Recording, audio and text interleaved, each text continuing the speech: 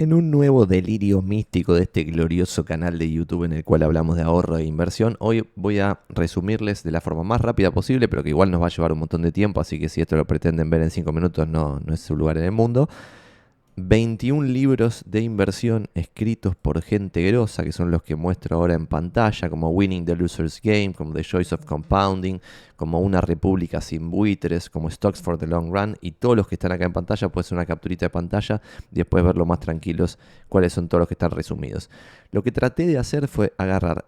Primero, estos libros los había leído hace 1000 años, pero como la última semana no pude laburar, pues tuve cierta situación personal, empecé a resumir lo resumido de estos libros para hacer un video muy agregador de valor, que es el que vamos a ver hoy. Y después lo que hice hoy fue mezclar todos los temas que tenía resumidos en los 21 libros para armarlos como por bloques conceptuales, de conceptos que una persona que recién está empezando en el mundo de inversión tendría que saber. Datos de color interesantes antes de arrancar. Es quien les habla, yo soy Santiago Magnin, soy el fundador de Inmobiliarios.com, que es una red inmobiliaria, la segunda más grande de la Ciudad Autónoma de Buenos Aires y de Gran Buenos Aires, con 39 inmobiliarias adheridas a Inmobiliarios. Por lo tanto, soy empresario, gano guita, la guita la invierto y creo en la inversión de valor, que es una escuela de pensamiento que cree que los activos especulativos tienen valor intrínseco cero, porque no tienen un flujo de fondos que vos del futuro puedas descontar al presente y le puedas poner un precio. Por lo tanto, nosotros creemos que todos los activos que no entran en, y la primera slide es este tema, que no entran en acciones, propiedades o bonos, son activos especulativos.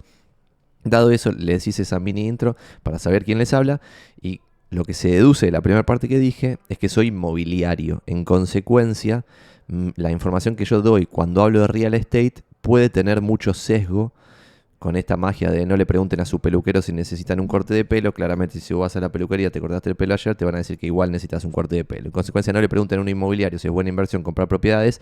No le pregunten a uno que tiene un broker de bolsa si es buena inversión comprar acciones. Y no le pregunten a alguien que comisiona vendiendo bonos que si eso no buen momento para comprar bonos. Le van a decir que sí.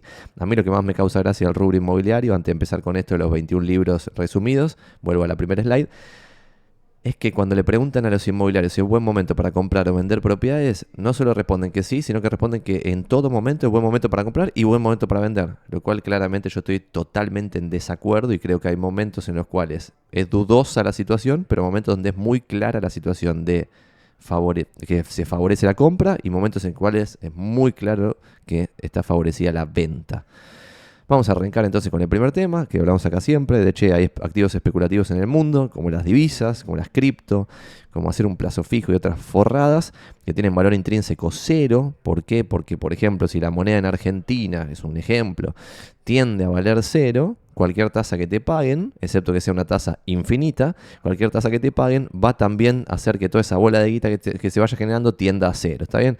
Es un juego de esperanza matemática negativa donde si lo juegas muchas veces vas a perder guita. ¿Eso quiere decir que si lo juegas una vez vas a perder guita? No, una vez puede ser que ganes, al igual que ir a los burros, al casino, al bingo. Una vez podés ganar, pero si lo juegas muchas veces vas a perder toda tu plata. Entonces, el mundo opuesto a eso es el mundo de acciones, propiedades y bonos. Y para empezar a resumir esos libros, les muestro algunas imágenes que fui capturando de esos libros, que el resumen va a ser a través de gráficos. ¿Está bien? Los voy a ir explicando más o menos en pantalla y vamos a sacar alguna que otra conclusión. La primera parte es bastante básica. Van a ver que este video va a estar segmentado en capítulos, así que si a alguien la primera parte de esta le resulta muy boluda, puede pasar a las partes más avanzadas, que están, a mí me parecen mejores, pero esto hay que pasarlo para poder llegar a la segunda parte con un poco más de conocimiento. Bueno, el libro Stocks for the Long Run, que es conocidísimo y se los recomiendo a todos, empieza el libro comparando el retorno de acciones contra básicamente bonos y contra activos que mantienen el valor como el oro y activos que no mantienen el valor como las divisas, ¿no? Ustedes ven que $1 en poder de compra del 1802 se convierte en 5 centavos de dólar del 2000 no sé cuánto cuando se escribió este libro, que era 2012 me parece que es, y después el oro pasó de $1 en poder de compra a $4 en poder de compra, pero esto muchas veces vuelve a bajar, ¿está bien?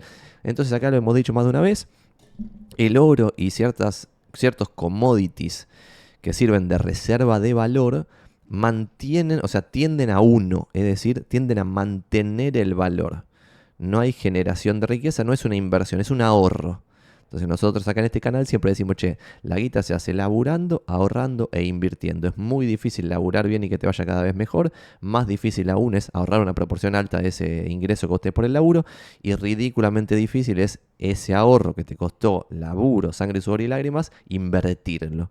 E invertirlo es en algo que te genere renta. Y esa renta, volviendo atrás en esta slide, en una acción es ganancia. La ganancia de una empresa, porque una acción es una partecita chiquitita de una empresa. Y las empresas ganan guita. Y esa guita que vos ganás la podés reinvertir. Y ahí hay efecto bola de nieve. En propiedades, el alquiler. Si el alquiler lo reinvertís, también tenés bola de nieve. Y en bonos, el interés. El interés, si lo reinvertís, también tenés bola de nieve. ¿Está bien? Y acá, entonces, en este primer slide de todas, se ve la diferencia abismal entre el retorno de las acciones contra los bonos, contra lo que mantiene valor. El retorno de las acciones en periodos muy pero muy largos de tiempo, como el que vemos en pantalla, que son más o menos 200 años de historia estadounidense, es el 6,6% neto después de impuestos e inflación. Y el de los bonos es el 3,6% neto después de impuestos e inflación. Vamos a ver más adelante que este porcentaje es como teórico, es real, es la realidad, no es teórico, es práctico, pero sin embargo es como teórico de que en un año vos no vas a sacar 6,6, en 2 años no vas a sacar 6,6 y en una década el retorno anualizado no va a ser 6,6, lo más probable, va a ser otro número, pero en periodos muy largos de tiempo ha tendido a este retorno y ese es el primer dato de color. El segundo dato de color del mismo libro Stocks for the Long Run es que el crecimiento del S&P, que es un índice que nuclea las 500 empresas más grandes de Estados Unidos, según Standard & Poor's, o sea, no son necesariamente las 500 más grandes, pero son más o menos un proxy de las 500 más grandes, ese crecimiento del S&P depende del crecimiento de las ganancias. Que el crecimiento de las ganancias hace crecer a los dividendos. Las ganancias de una empresa obviamente se pueden distribuir en dividendos a los accionistas, pero esas ganancias también se pueden reinvertir en la propia empresa. Esa empresa puede salir a comprar otras empresas y no distribuir dividendos. Y eso es, por ejemplo, lo que ha hecho Berkshire Hathaway, que no sé si lo ven acá atrás. Siempre tengo, ahí metí un mejor zoom, acá atrás, a Charlie Munger con su libro Almanac, el Poor Charlie's Almanac. Muy recomendado. Y ahí en amarillo tengo a las cartas a los inversores de Berkshire Hathaway, la mejor empresa, gran exponente de la magia del capitalismo. Si alguien no leyó ninguna carta a los inversores de Warren Buffett, lea alguna carta a los inversores. Las puede encontrar googleando Berkshire Hathaway Letters to Shareholders y van a tener info súper interesante. Ese segundo dato de color. Tercer dato de color, muchas veces hay un error muy guaso en gente que cree que está diversificando cuando compra, no sé, algún ETF que siga al Russell 1000 y otro ETF que siga al S&P 500. Bueno, lo interesante es que cuando vos agarras y ves, che, ¿qué representan esas 500 empresas más grandes? Ves que, por ejemplo, en el 2012, ahora es aún más guaso esto, pero en el 2012 las 500 más grandes ya eran el 78% de las empresas que cotizaban en bolsa en Estados Unidos. Después, acá las 1000 más grandes, según el índice Russell 1000, pasa del 78,6 al 89,5, ¿está bien? Entonces la diferencia entre esos dos son las 500 que le siguen, ¿no? Si yo pongo una calculadora acá en pantalla arriba de mi cara, hacemos 89,5 menos 78,6, las primeras 500 son 78% de la capitalización de mercado de todas las empresas que cotizan. Las segundas 500 ya son el 10%. Y después lo curioso es que las 2000 que siguen son el 9 y pico por ciento, ¿está bien? Y ese es otro índice muy interesante que suele referirse como un índice de small caps, es decir, de empresas de baja capitalización de mercado, que es el Russell 2000.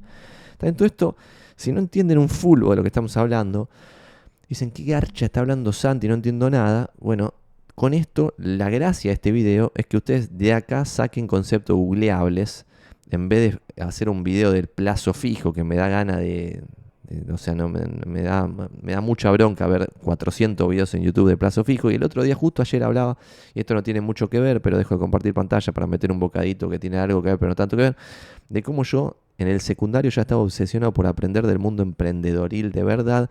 Y al googlear cosas del mundo emprendedoril siempre llegaba a basura que era de management del año del pedo o pedorrada de autoayuda, y era como yo pensaba, che, loco, ya estoy recontra motivado, no necesito una pedorrada de autoayuda como Padre Rico, Padre Pobre, que es un libro de mierda, sino que necesitaba un libro que me explique cómo hacer una empresa de cero, cómo un pibito de Almagro sin un mango puede transformar, tipo, puede pasar de clase social de no tener un mango a tener algún manguito, y con ese manguito poder asumir un poquito más de riesgo y que ese riesgo no sea delirante y que el día de mañana se pueda convertir en una empresa. Bueno, ese framework o ese pathway o ese camino de cómo garcha hacer ese camino emprendedor, me parece que pasa lo mismo con el mundo de las inversiones. Por eso hago estos videos totalmente de forma desinteresada. Me importa un culo si esto factura o no factura, si me monetiza o no me monetiza el video, sino que lo que quiero es sentirme útil en la vida, y por eso hago estos videos. Y creo que estas cosas, cuando uno se pone a googlear, che, estoy ahorrando guita y no sé cómo invertirla, llega a todo falopa que le dicen cosas totalmente erróneas, que le quieren encajar productos que ellos mismos venden, nefasto. Así que si cosas de acá no las entienden, las tienen al menos el centro para empezar a googlear, y después cuando se autotiran el centro con la googleada, pueden cabecear y hacer el gol. Segundo dato de color, o tercero, cuarto, no sé cuánto vamos, es que en las propiedades estadounidenses, al igual que lo que mostré de que, las empresas estadounidenses valen cada vez más guita porque esas empresas ganan cada vez más guita porque hay interés compuesto adentro de las empresas. Sin embargo, las propiedades, una propiedad individualmente, no puede tener interés compuesto adentro de la propiedad porque la propiedad es la propiedad. ¿Está bien? Es como si fuese un lingote de oro. Pero la gran diferencia de una propiedad versus un lingote de oro es que yo la propiedad la puedo alquilar. Y el alquiler lo puedo reinvertir y cuando reinvierto el alquiler cobrado, ahí sí tengo interés compuesto. Cuando uno ve, y acá hay algo bastante contraintuitivo, hay gráficos de más tiempo, pero esto es lo que saqué de Stocks for the Long Run, porque de vuelta esto es un resumen de 21 libros que leí, que les quiero resumir, no de otros contenidos. Metí un par de cosas para conectar temas, porque si no me quedan muy desconectados los temas, que ahora van a ver, que no son de los libros, pero que les voy a decir las fuentes. Pero bueno, en este libro está la evolución de 1950 al 2012 del precio en términos reales, que es como se tiene que medir todo, otro error conceptual muy grave, que en general acá el argentino está muy desfasado, el cerebro lo tiene muy quemado por la inflación local.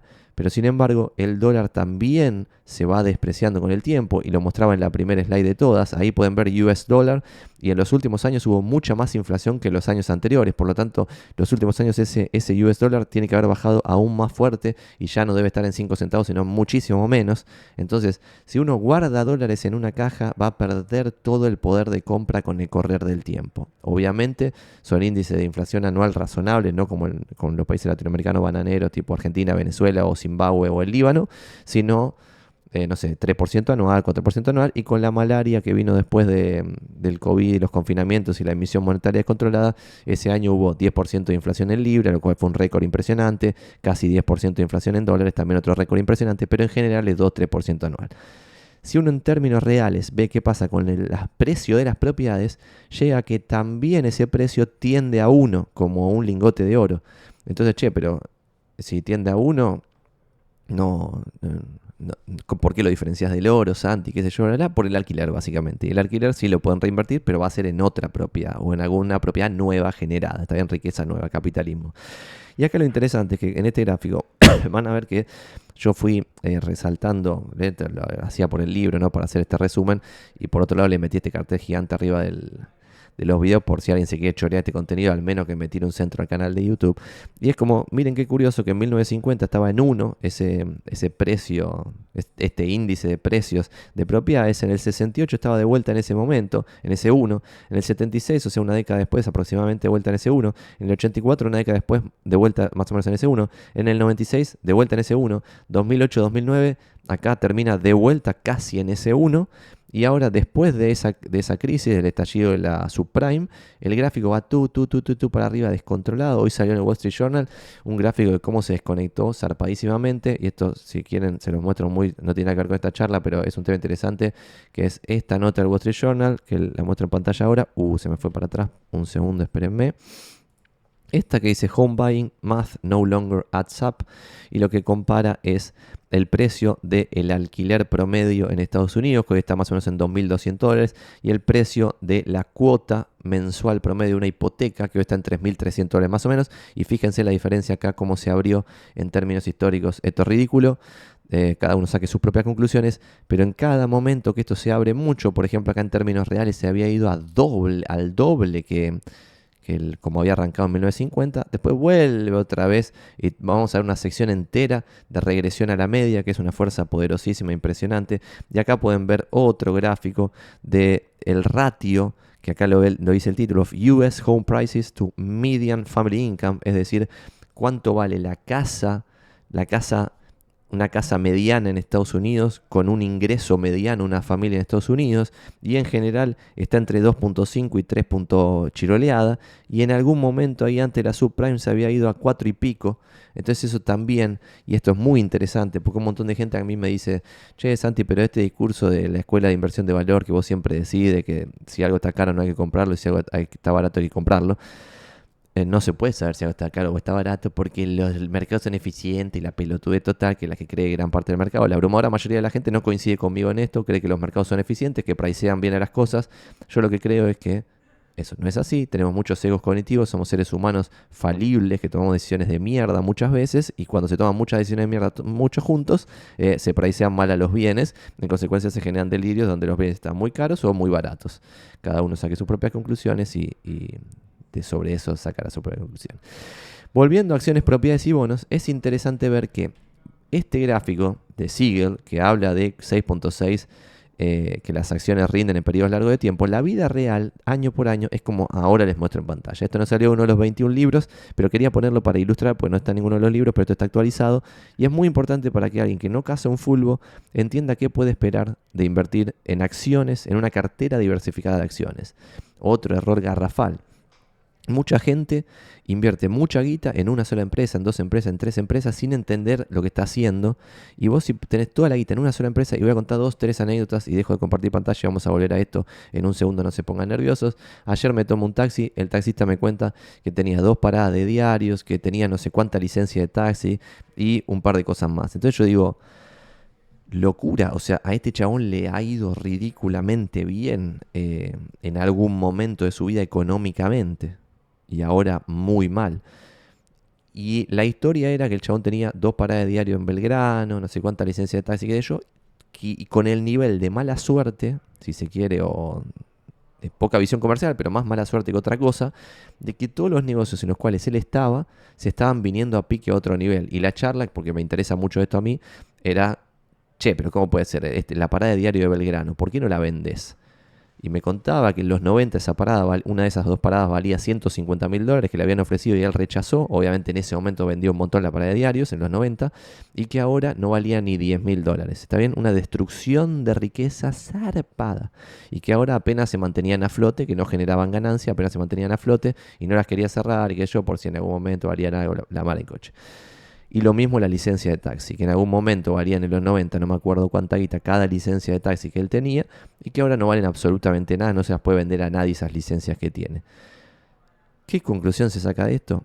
Que una cosa es una apuesta a el capitalismo en su conjunto, si querés una cartera diversificada de acciones de Estados Unidos o de Europa o de lo que mierda sea, y otra cosa es tener 2 negocios. Porque acá siempre decimos, che, tener una parada de diarios es tener acciones. Es tener el 100% del paquete accionario de un negocio que es una parada de diarios. ¿Es humilde, no es humilde, qué sé yo? Depende del momento. Depende. Hace 50 años probablemente una parada de diarios sobre Florida debió valer fortuna. Y ese monto. Y acá viene lo recontra interesante. Y me voy por la rama muy poquito y volvemos a lo de los libros. Pero si ustedes van a alguna herramienta como si googlean, por ejemplo, US Inflation Calculator, que lo pueden hacer ustedes solos, pero lo estoy haciendo yo en pantalla porque quiero hacer el ejemplo de paso que me quedó la intriga ayer del taxista. Si ustedes van y ponen acá 1992, cuando le habían ofrecido $150.000 al amigo taxista, vamos a hacer ese número, 150, 1, 2, 3. $150.000 de 1992 hoy son $328.000, ¿está bien? $328.000, o sea, eso también es el error de no pensar en términos reales y pensar en términos nominales. Él se quedó con 150, por suerte, porque si se quedase con 328 en la cabeza, perdón, no estoy compartiendo pantalla, ahora sí, si se quedase con este 328 que veo en pantalla, sería aún más deprimente la cosa. Pero otra herramienta que también está buenísima, es una herramienta que te permite ver qué hubiera pasado si vos ponías cierta guita, por ejemplo en el S&P en cierto año, y hacías o no hacías algo. Y les muestro en pantalla una de esas herramientas, ahora que se me termine el chivo, muestro acá, que es buyupside.com, donde vos podés poner un escenario de puse tanta guita a tal fecha y además después de ahí en adelante puse tanto mes a mes. Vamos a poner acá, si la persona esta ponía $150.000 en el S&P, en una cartera diversificada de 500 empresas estadounidenses, en enero de 1992, y después no hacía más nada, no ponía un mango más nunca más, hoy esa persona tendría final value, lo ven acá, $747.000. ¿Está bien? Invirtiendo, y esta es la conclusión de este caso de la parada de diarios. Si esa persona en ese momento, en los 90, hubiera vendido una parada de diario, una sola, eso lo hubiera puesto en el S&P y se hubiera quedado esa otra parada de diario y todas las licencias de taxi y otras cosas que tenía, todas concentradas en Buenos Aires, en ciertos negocios bien determinados y qué sé yo, hoy tendría solo por esa decisión, una decisión en 1992, $747.000. ¿Está bien? En cambio hoy no tiene 10.000 porque la publican 10.000 y no se lo pagan. Entonces, una única decisión de ahorro e inversión bien tomada puede cambiarte la vida, no solo la tuya, sino la de tus herederos. Lo cual a mí eso me vuela el bocho por completo. Volviendo al S&P, que es lo que mostré recién de lo que hubiera pasado si este buen hombre compraba una cartera diversificada de acciones en vez de mantener todo en paradas de diario y licencia de taxi. Bueno, la joda también siguiente de por qué nadie lo hace, Santi, si parece fácil lo que vos estás contando. Conviene siempre sacar un manguito, diversificar lo que yo. Mucha gente lo empieza a hacer, pero casi nadie se mantiene en el tiempo sistemáticamente bancando la parada de esa inversión. ¿A qué me refiero con esto? Que si uno analiza, por ejemplo, lo que pasó año a año entre el año 80 y el 2023 con el S&P 500, va a llegar a la conclusión de que, por ejemplo, acá en el 80 y pico bajó 34% en un momento del año, acá en el 2001 30%, 2002 34% abajo, acá ven que el 2000, 2001 y 2002 fueron 3 años seguidos de baja, y eso es mucho tiempo de ir perdiendo plata, ¿está bien? Porque fíjense que acá en algún momento de esto, que era el ejemplo de la parada de diarios, el tipo si hubiera comprado el S&P, después diría, che, estoy perdiendo guita con esta cartera diversificada de acciones yankees y podría estar ganando un montón de plata con mi parada de diarios. Pero guarda, lo único que hiciste fue diversificar el riesgo para no estar concentrado totalmente en parada de diario y licencia de taxi, ¿está bien? Es un ejemplo esto, cada uno se lleva su propia vida como quiera, no hay ningún consejo de inversión acá, estamos resumiendo libros. Y si van a hacer comentarios que sean buena vibra, pues estamos dejándolo todo para que esto sirva para algo, ¿no? Bueno, 2023 llegó en algún momento 10% abajo, pero year to date va 19% arriba. El año pasado terminó el año calendario 19% abajo, pero en un momento llegó a ir 25% abajo. Con la pandemia llegamos a estar 34% abajo, pero el año calendario terminó 16% arriba. Entonces, esta volatilidad tan zarpada, y esto es una cartera diversificada, si ustedes no tienen 500 empresas y tienen 2 empresas, van a tener una volatilidad aún más delirante. Y si tienen una sola, esa empresa puede quebrar y no les queda absolutamente nada. Que es el ejemplo básicamente de la parada de diario. No quebró, pero es casi algo muy, muy parecido, ¿está bien? Por estar muy, muy concentrado. Segundo, una cartera diversificada de bonos tiene este retorno intra-year, es decir, adentro de un año y en año calendario. En año calendario la barrita gris que ustedes ven, entonces ven, no sé, en el 76, 16% arriba, después 3, 1, 2, 3, 6, bla, bla, bla. Como ven, hasta el año 2020 era una inversión que parecía muy segura. Ningún año, en ningún momento del año, iba más que 9% abajo. E inclusive el año que llegó a estar 9% abajo en el año, terminó 3% arriba. Y cuando te pones a ver cómo terminaron los años calendario, el peor año calendario que se tenía acá registrado desde el 76, antes había habido algunos años peores, pero desde el 76 era 3% abajo. Y después un año 2% abajo y un año 1% abajo. Tan solo 3 años de 40 y pico estaban negativos. Sin embargo, el 2020 cerró 2% abajo, 2021 cerró 13% abajo y 2022 llegó a estar 7% abajo, intra-year. Y fue la primera vez en no me acuerdo cuántos años delirantes que hubo 3 años seguidos de baja en una cartera diversificada de bonos. Esto no es solamente Treasury, solamente bono del Tesoro estadounidense, solamente bono del Sarasa europeo, solamente bono de, no sé, Chile, lo que sea. Es una cartera diversificada de bonos que tiene obligaciones negociables de empresas, que tiene bonos de estados nacionales, etc. Entonces está diversificado.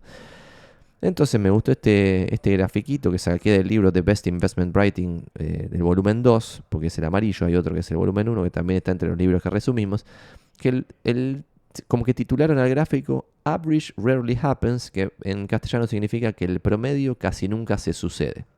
¿Por qué? Porque ese 6,6 neto que vimos al principio de Siegel es 10% bruto aproximadamente antes de impuestos e inflación. 6,6 neto después de impuestos e inflación. Entonces uno pensaría, che, si invierto en una cartera diversificada de acciones, es decir, muchas acciones, probablemente en muchos años esté el del 10. Alguno quizá pierda, porque Santi mostró que a veces se pierde. Alguno quizá ganó mucho, pues Santi mostró que a veces se gana mucho. Pero lo loco es que no.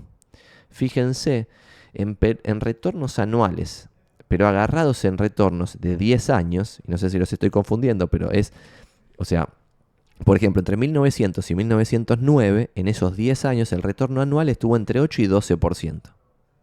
Y el último periodo de 10 años que estuvo ahí entre el 8 y el 12 fue entre 1997 y el 2006. Sin embargo, tenés todos estos años en que el retorno anual de un periodo de 10 años, que es un montón de tiempo para cualquier persona de nosotros, 46% de las veces tenés un retorno menor al 8 y 33% de las veces tenés un retorno mayor al 12. Es un montón, un tercio de las veces un retorno mayor al 12. Entonces, cuando este mix delirante de escenarios se sucede en un periodo muy largo de tiempo, ahí sí tiende al 10 anual bruto y al 6,6 neto. Entonces, ese es el primer tema. Y con esto cierro el primer tema. Las inversiones que se pueden hacer son acciones, propiedades y bonos. Cualquier persona coherente dice que hay que diversificar en acciones, propiedades y bonos. Dentro de esa diversificación, para algunos coherentes, conviene tener una cartera concentrada de cierta cantidad de acciones y una cartera concentrada de ciertos bonos. Otros, más conservadores, proponen tener muchas acciones, muchos bonos, muchas propiedades. Y en el medio tenés un montón de filosofías de inversión diferentes. ¿Está bien? Lo que sí pareciera ser algo lógico es no tener todo el riesgo en Argentina, no tener todo el riesgo en un solo negocio, no tener todo el riesgo en una sola propiedad, etc. Y es el error que comete toda la clase media laburante. O sea, toda la clase media tiene una sola propiedad, que es la totalidad de su patrimonio neto. Si ese barrio, esa ciudad, ese edificio colapsa, hoy también leía en no sé qué diario yankee que había colapsado un edificio en el Bronx. Alguien ahí tenía su única propiedad, la totalidad de su patrimonio neto, y se le colapsó el edificio. Entonces, inclusive aunque no le haya pasado nada a nadie, hay una persona, una familia que perdió la totalidad de su patrimonio neto por estar concentrado 100% en un departamentito en el Bronx. Y eso le pasa a un montón de gente y a mí siempre me parece un delirio. Y dentro de esos delirios que a mí me parecen me parece muy loco si alguien tiene 200 lucas que viva en una propiedad de 200 lucas en vez de vivir en una de 100 y tener las otras 100, 50 en bonos, 50 en acciones o en la proporción que se les cante culo. Warren Buffett, que es el mejor inversor de la historia de la humanidad, que tenemos acá con el libro amarillo, recomienda que cuando él se muera, y lo puso en su pseudotestamento, no sé cómo se llama, que sus herederos pongan 90% en acciones siguiendo al S&P 500 sin hacer más nada y 10% en una cartera diversificada de bonos.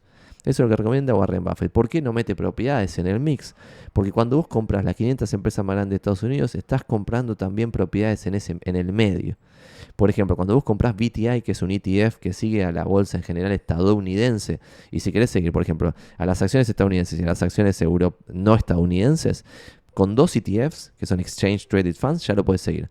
Con BTI, que es B corta, T I latina, podés seguir a las acciones estadounidenses. Y con VXUS, que es un ejemplo, y no me paga Vanguard para hacer este chivo, VXUS, podés seguir a las acciones no estadounidenses. Y ahí tenés miles de empresas haciendo 2 clics locos. Y lo curioso es que dentro de BTI, por ejemplo, tenés 5%. Lo que está dentro de BTI aproximadamente son REITs, son Real Estate Investment Trusts. O sea que sin comprar adrede propiedades, igual vas a tener el 5% de tu cartera en propiedades que están gestionadas por Real Estate Investment Trusts. Y después obviamente hay ETFs que siguen solamente a REITs. Entonces, bueno, eso también lo podrías hacer. Vamos al tema número 2, y esto es súper interesante. Y acá vamos a pegarle un palito a los que gestionan guita. No necesariamente, vamos a dar un dato de la realidad. Y el dato de la realidad muy importante, que esto me llama poderosamente la atención que gente millonaria que toma muy buenas decisiones en su empresa no lo entienda, es que 9 de cada 10 fondos activos que eligen en qué empresas invertir pierden sistemáticamente contra fondos pasivos que no eligen en qué invertir, sino que eligen, o sea, no eligen, es decir, invierten en todo lo que hay. Por ejemplo, vos tenés fondos activos del S&P 500 que adentro de las 500 se eligen en 40 empresas invertir, y tenés fondos pasivos del S&P 500 que invierten en las 500 con algún criterio pasivo, que puede ser, por ejemplo, por market cap. Es decir, si la empresa vale 10 millones una y 1 millón otra, se compra una proporción acorde a 10 millones a la que vale 10 millones y una proporción acorde a un palo a la que vale un palo. ¿Está bien? Entonces, sobre esto empezamos con uno o dos datos, y esto lo dicen muchos libros, así que metí de forma diferente el mismo dato para que les termine de entrar en la cabeza, especialmente a los que son empresarios, los que son millos y que están tomando decisiones particularmente nefastas con su ahorro invertido cuando toman muy buenas decisiones en su propia empresa porque conocen el rubro. The Random Walk Down Wall Street, libro de Malkiel. Tiene este gráfico que dice que en periodos de 15 años el 92% de los gestores profesionales de guita pierde contra el S&P 500, el 95% de los que manejan small caps pierde contra el índice S&P Small Cap 600 y el 82% de los fondos globales pierde contra el S&P Global 1200 y sorprendentemente o no tanto el 95% pierde contra el S&P, que es un composite de mercados emergentes, o sea, los fondos activos de mercados emergentes pierden 95% contra el índice pasivo, una locura total. Otro libro, Winning the Loser's Game, te muestra de otra forma lo mismo, pero los fondos activos large cap, que básicamente compiten contra el S&P 500, 92% pierden en un periodo de 15 años. Large Cap Value Funds, es decir, los fondos que tienen filosofía de inversión en valor, la que yo sigo y profeso y dije al principio de este video, 79% igual pierde, son los mejores gestores de capital, pero igual el 79% pierde contra un índice pasivo que es el S&P 500 Value. Después los Growth Funds, que por esto cada vez me convenzo más, el 98% de los gestores de capital que sigue a las empresas growth, que básicamente son las caras, que en teoría son caras porque tienen más potencial, el 98% pierde contra el índice pasivo que es el S&P Small Cap 600 Growth, o sea, son estas Small Cap y Growth. Y después en Real Estate, los fondos que invierten activamente en Real Estate, el 86% pierde contra el índice pasivo S&P United States REIT, por lo tanto, otra forma de ver lo mismo que veíamos antes. Otro libro que también cuenta algo parecido, The Choice of Compounding, también muestra un periodo de 15 años y muestra todos los fondos estadounidenses contra el S&P Composite 1500, el 89% pierde contra el índice en un periodo de 15 años, en los large cap el 92% pierde contra el índice, en mid cap el 92% pierde contra el índice y en small cap el 97% pierde contra el índice, lo cual es ya un sinsentido absoluto. Esto no es grave, esto es muy grave, pero no solo esto es grave, sino esto otro que voy a contar, que es lo que estoy mostrando en pantalla. No solo casi todos los fondos activos que eligen en qué empresas invertir pierden contra los fondos pasivos indexados, sino que el 80% ni siquiera sobrevive a largo plazo, es decir, a un periodo de 40 años. Y acá lo podemos ver.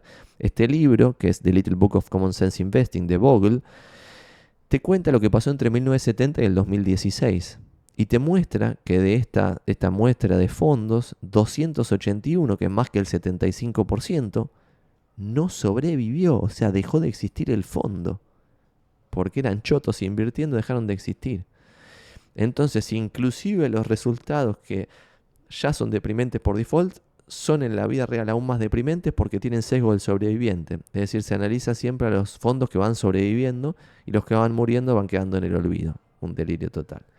Otro dato interesante es que yo, y acá esto es por lo cual todo lo que dije hasta ahora no es un palo fulminante a los gestores de capital, yo tomo el concepto de Power Law, que está en este libro de Power Law, que el subtítulo es Venture Capital and the Making of the New Future, de Sebastian Malaby, o Sebastián para nosotros los latinos, que la Power Law lo que dice es que en un montón de cosas de la vida, por ejemplo en directores de cine, en futbolistas o en mi negocio, en corredores inmobiliarios, hay muy poca gente que gana mucha guita y mucha gente que gana muy poca guita.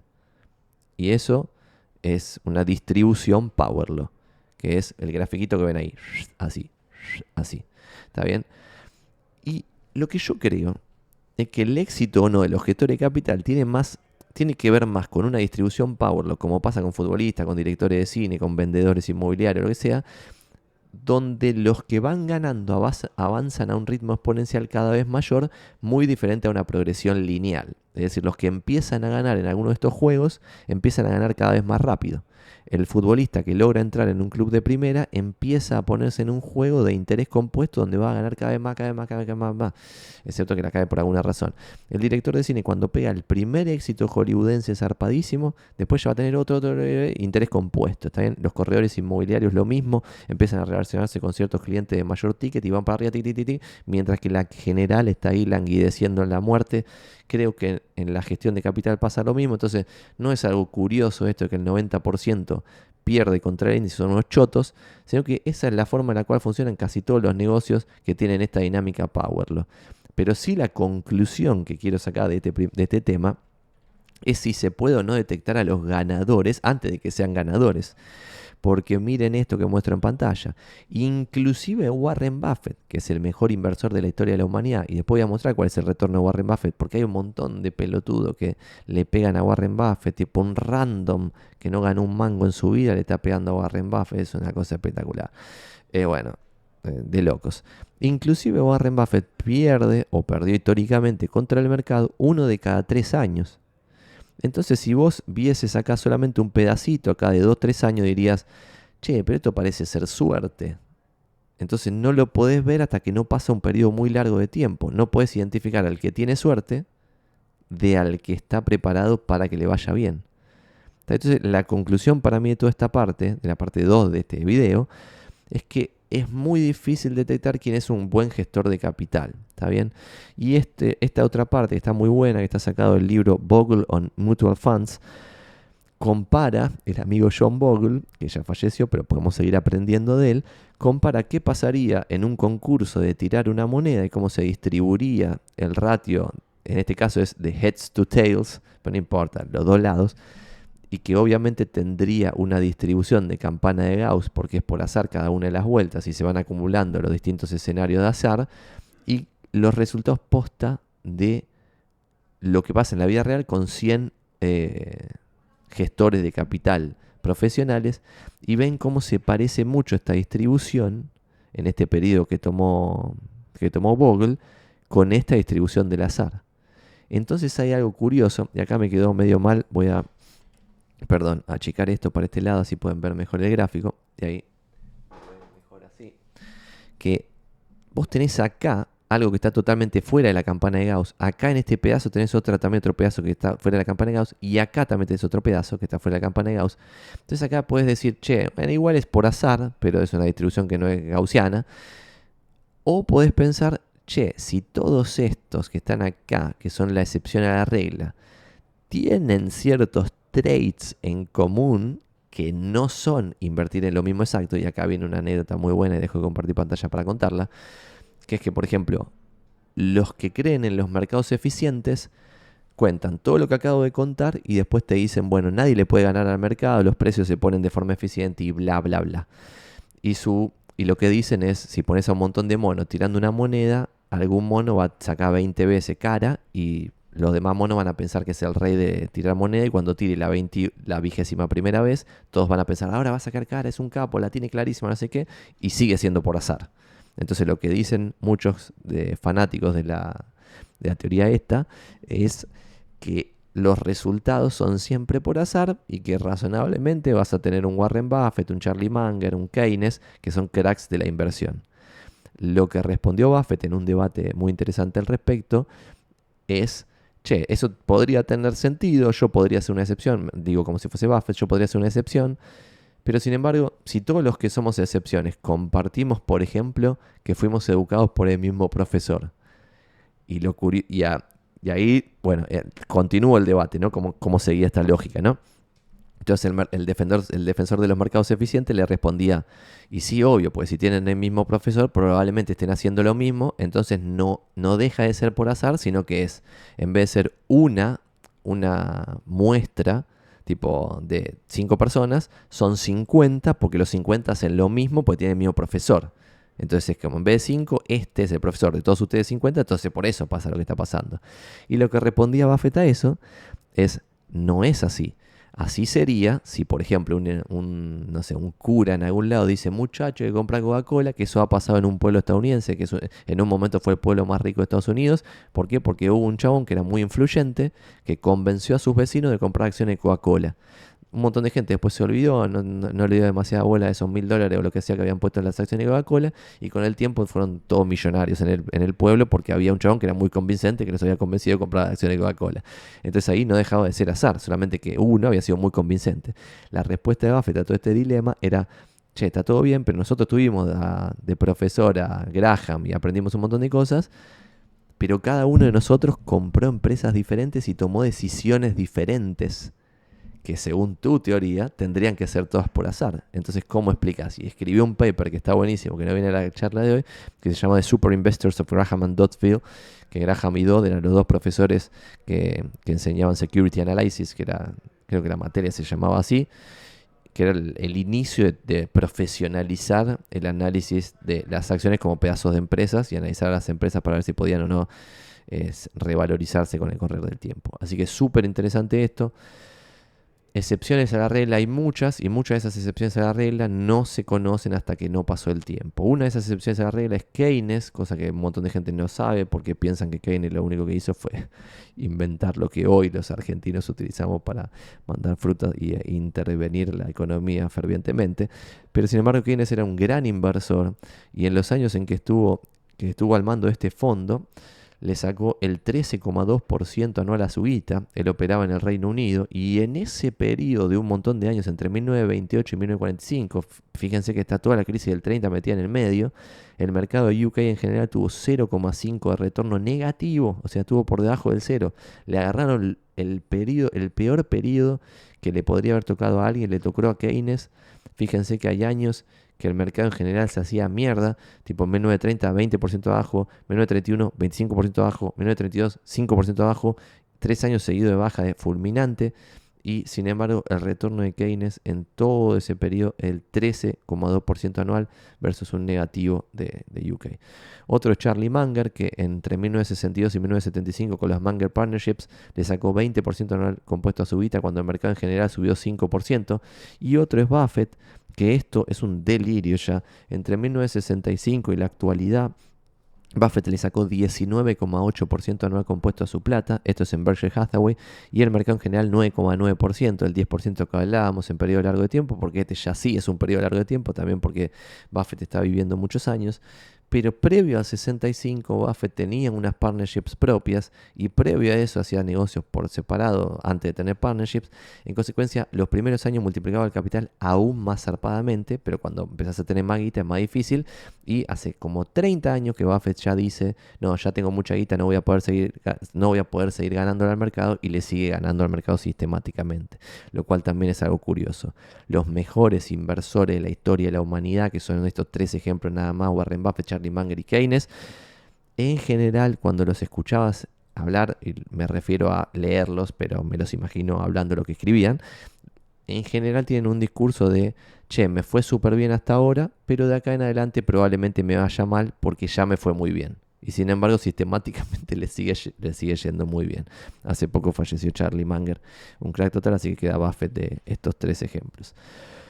Otro ejemplo interesante para ponerle un tope al delirio místico que mucha gente piensa ganar con su propia plata es cuál fue la mejor empresa entre el año 57 y el 2012. Un corte que saqué de uno de estos libros, me olvidé poner la capturita de la pantalla del libro en esta slide. Pero la empresa que más guita le sacó al capital invertido fue Philip Morris, que entre el 57 y el 2012 le sacó un retorno del 19,47% anual. Y la segunda, Abbott Labs, la tercera, Coca-Cola. Y fíjense que Coca-Cola, Colgate, Bristol Myers, Pepsi y un par más que están ahí, están más o menos en el 15% anual. Después Philip Morris está en el 20% anual. Y después, lo dije antes, el S&P en su conjunto está en el 10% anual. Entonces, che, si alguien le saca más que el 20, es una locura total, ¿no? Es un delirio. ¿Y quiénes están ahí? Ejemplos. Por ejemplo, empresas concretas. Monster Beverage. Entre 1986 y la actualidad, o en realidad el 2022, el Compound Annual Growth Rate, también algo muy interesante para que googleen eso, el CAGR que está ahí puesto, 26,6% por 37 años. Sin embargo, para vos ganar ese 26,6, te tenías que fumar entre enero del 93 y diciembre del 95, 84,5% abajo. Ponías $100.000, tenías 15.000. Eso no se lo banca a nadie. Sin embargo, y acá viene el twist final de por qué los mejores inversores son los mejores inversores. Si alguien creía y veía la visión de Monster Beverage y lo entendía la empresa y veía que iba a ir para adelante, que iba a tener una composición de capital descontrolada y tenía la capacidad de reinvertir la guita a tasas de retorno ridículamente altas y podía seguir remitiendo más y más y más y más guita, bueno, cuando bajaba 85% entre el 93 y el 95, quizás una persona inteligente compraba más en vez de vender. La abrumadora mayoría de la gente se hubiera cagado hasta las patas y hubiera vendido. Lo interesante acá, el retorno del 26,6 va agarrado de una mayor volatilidad, que es lo que también cree mucha gente, que hay una correlación entre mayor volatilidad y mayor retorno. Yo tampoco creo eso, lo vamos a ver más adelante. Ejemplo número 2, Berkshire Hathaway, que lo mostré recién, en este corte, que es un periodo de tiempo más chiquito, en vez de 19,9 que veíamos recién o algo así, era 20,5 por 46 años el Compound Annual Growth Rate, y la máxima baja se daba entre el 2007 y 2008, perdiendo el 51%. Inclusive Berkshire Hathaway, la mejor empresa del mundo, 51% abajo en un momento, pero que este 51 se parece a lo que bajó una cartera diversificada de acciones. En consecuencia, de acá viene el twist sorprendente, Berkshire Hathaway le sacó el doble de retorno que el S&P, lo que es una locura en un periodo largo de tiempo, si hacen la cuenta esto es una locura, con la misma volatilidad. ¿Se entiende? Sacó el doble de retorno con la misma volatilidad. Por eso tiene el tilde verdecito. Tercer ejemplo, Booking. Booking, desde que cotiza en bolsa en el año 2000, sacó 17,7 de Compound Annual Growth Rate durante 23 años. Sin embargo, en el 2000 perdió 97,2. Si vos te bancabas el 97,2 y seguías firme, le sacabas 17,7 anual. Imagínense cuál es el retorno del que entró en diciembre del 2000 y compró $100.000. No, chau chiparito. Un delirio total. Otro ejemplo, Amazon por 25 años, 14,2%. Y el último ejemplo, que está al nivel de Berkshire Hathaway, que es Google, pero como el periodo de tiempo tampoco es tan largo como el de Berkshire Hathaway, veremos si se mantiene así. En el 2008 fue lo máximo que perdió, 55%, muy parecido a una cartera diversificada de acciones, y sin embargo el Compound Annual Growth Rate de Alphabet es del 13,1%, por lo tanto de vuelta acá tenemos otro ejemplo que le han sacado más retorno a su plata sin asumir mayor volatilidad. Entonces estos dos ejemplos podrían ser una excepción para la regla que todos creen que es que a mayor volatilidad mayor retorno, o podría ser una prueba de que se puede ganar más guita sin asumir más riesgo. Discutible.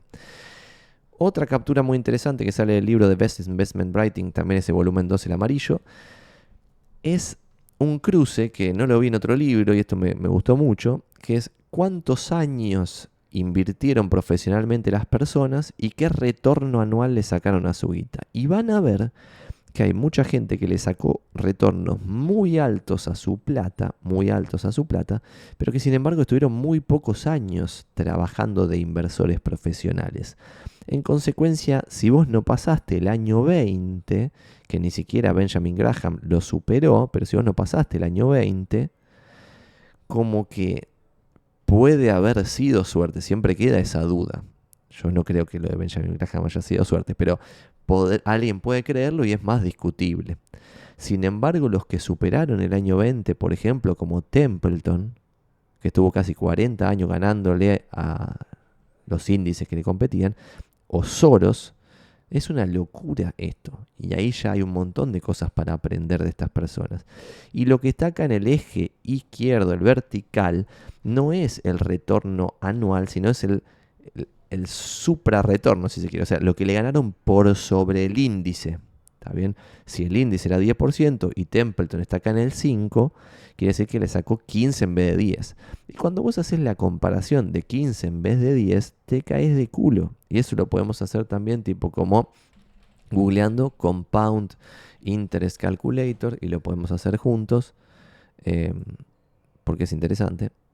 Vamos a googlearlo juntos, Compound Interest Calculator.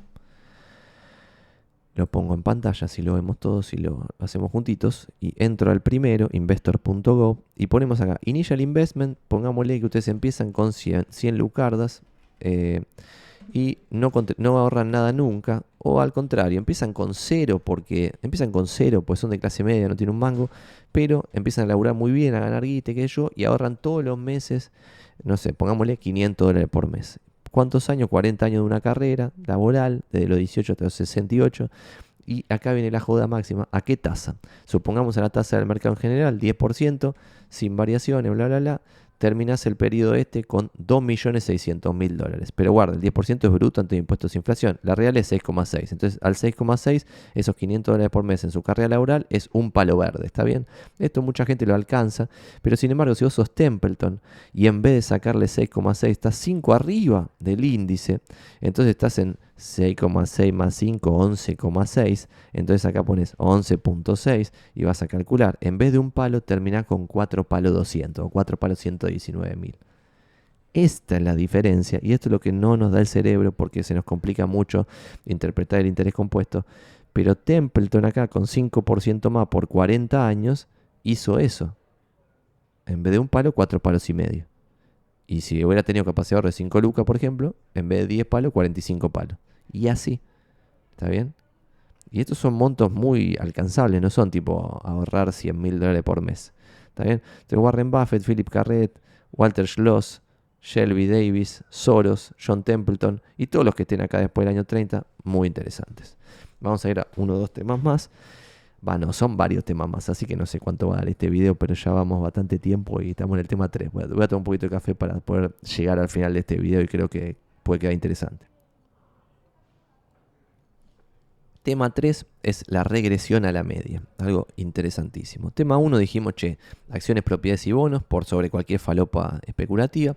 Tema 2, 90% de los gestores profesionales de capital pierde contra el índice al cual siguen, así que atención, es muy difícil saber en qué empresa invertir y también es muy difícil saber en qué inversor invertir. Así que no les vendan humo ni que son los genios del gol. Y en general lo mejor es justamente eso lo que dicen que son unos chotos, es espectacular. Bueno, tema número 3, regresión a la media, esto es súper interesante. Países, industrias y asset classes rinden mucho mejor entrando tras 3 años de bajas seguidos. Y alguien hizo el análisis de el Country Mean Reversion, es decir, cómo se regresa a la media en términos de países entre 1903 y el 2007. Y cuando uno entra after 3 down years in a row, el average return, en vez del 13%, que es el promedio de todos los países de todos los años de este periodo analizado, se te va al 30% anual. Y la mediana de retorno, en vez de 10%, se te va a 20%. Y entonces acá podés empezar a entender cómo hacen guita los que hacen mucha guita, porque la joda acá es, y lo que hay que tratar de entender entre todos, por eso esto no son consejos de inversión, sino que son como para tratar de entender algo.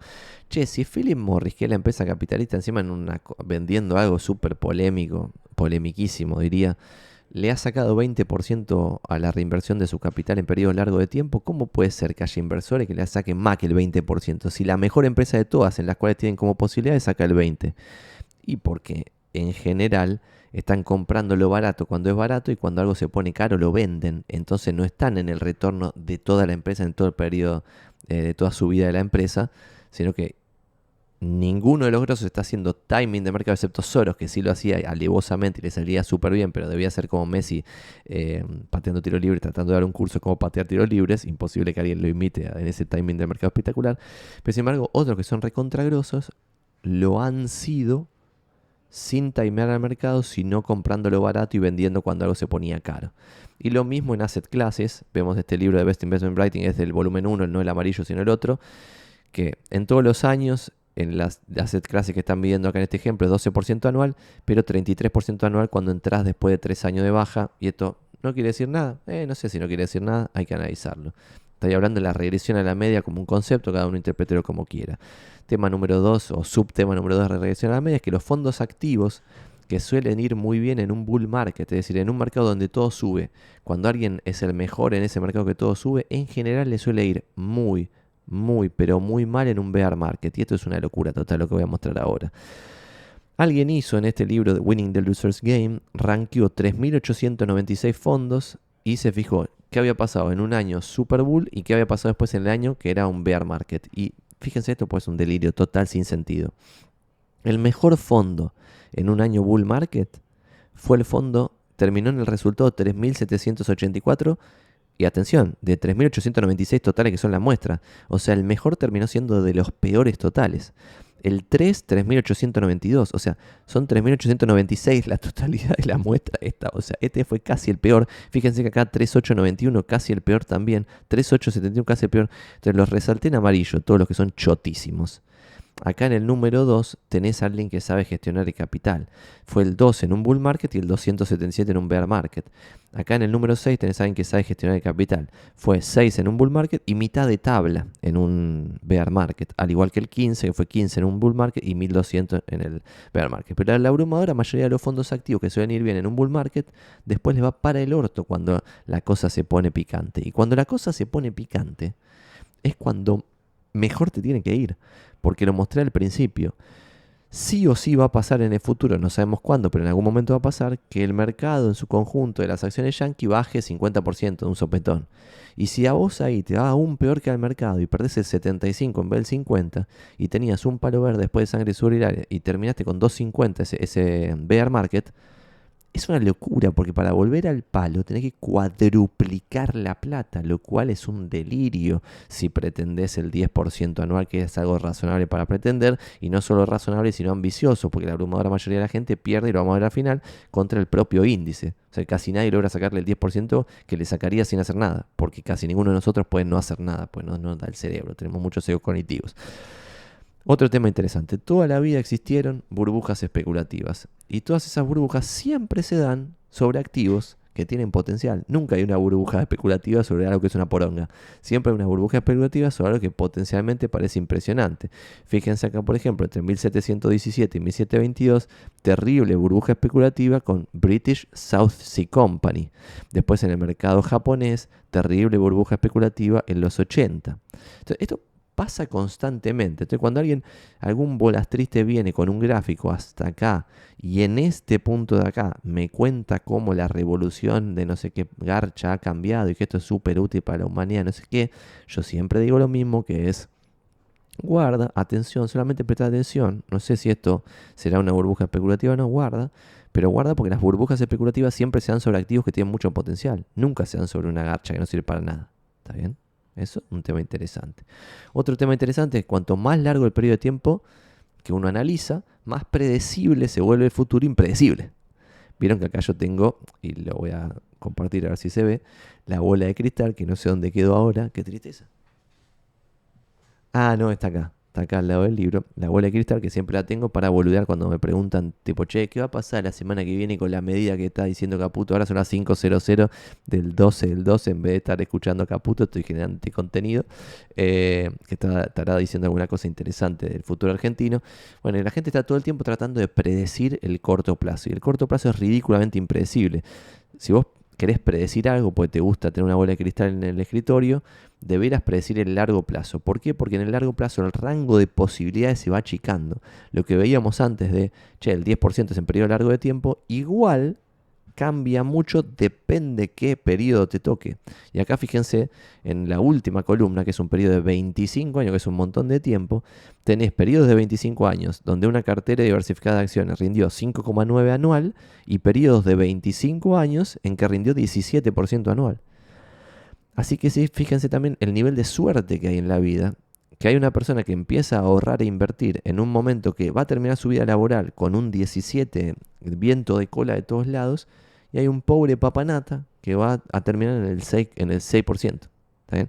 Pero en periodos largos de tiempo, y por eso siempre lo decimos acá, en un periodo de 10 años vos podés perder plata en una cartera diversificada de acciones. Pero si el futuro se repite al pasado, que no necesariamente va a ser así, pero en periodo de 15 años no hay ningún periodo de 15 años donde una cartera diversificada de acciones tenga un retorno negativo. Lo peor que ha pasado históricamente es un retorno del 4,2 anual, lo cual es dignísimo. ¿Está bien? Y acá 2 o 3 datos de color interesantes más y vamos a seguir avanzando.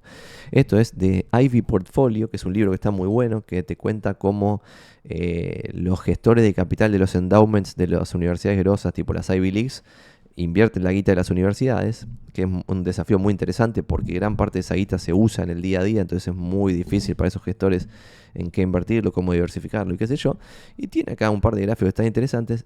Fíjense, el Total Return for US Stocks, es decir, cuánta guita anual, o sea, cuánta guita, perdón, todo el lifetime le ha sacado cada una de las empresas. Y fíjense que acá no hay una campana de Gauss, sino que están distribuidas muy locamente entre empresas que pierden guita, qué sé yo, y empresas que ganan guita. Pero fíjense que entre 1983 y el 2008 tenés una de 5 empresas, que son las que están acá a la derecha, una de 5 empresas retornó más del 300%.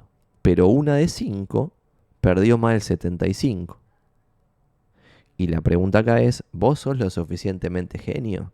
Probablemente no, yo tampoco. Para descubrir acá cuáles son las empresas que están en este piloncito en vez de en este piloncito, bueno, qué sé yo, puede ser que sí, muy probablemente no. Y acá lo que tenés es el Compound Annual Growth Rate menos el índice, es decir, el retorno por sobre el índice de eso que vimos recién, ¿no? Y fíjense que vos tenés el 4, acá tenés 4% de, creo que esto está en porcentaje, sí, el 4% de las empresas que están medidas acá, que le sacó más de 30% extra por año en esta muestra de tiempo por sobre el índice. Y acá también hay algo interesante, porque que tienen que empezar a ilucubrar, y yo sé que esto es mucha información, pero está bueno como un centro. Y si alguno de estos libros le copan, en cada pantalla está el libro del cual salió gráfico, así que se lo pueden leer después. Lo interesante acá es que ese 30% es 30 por sobre el índice.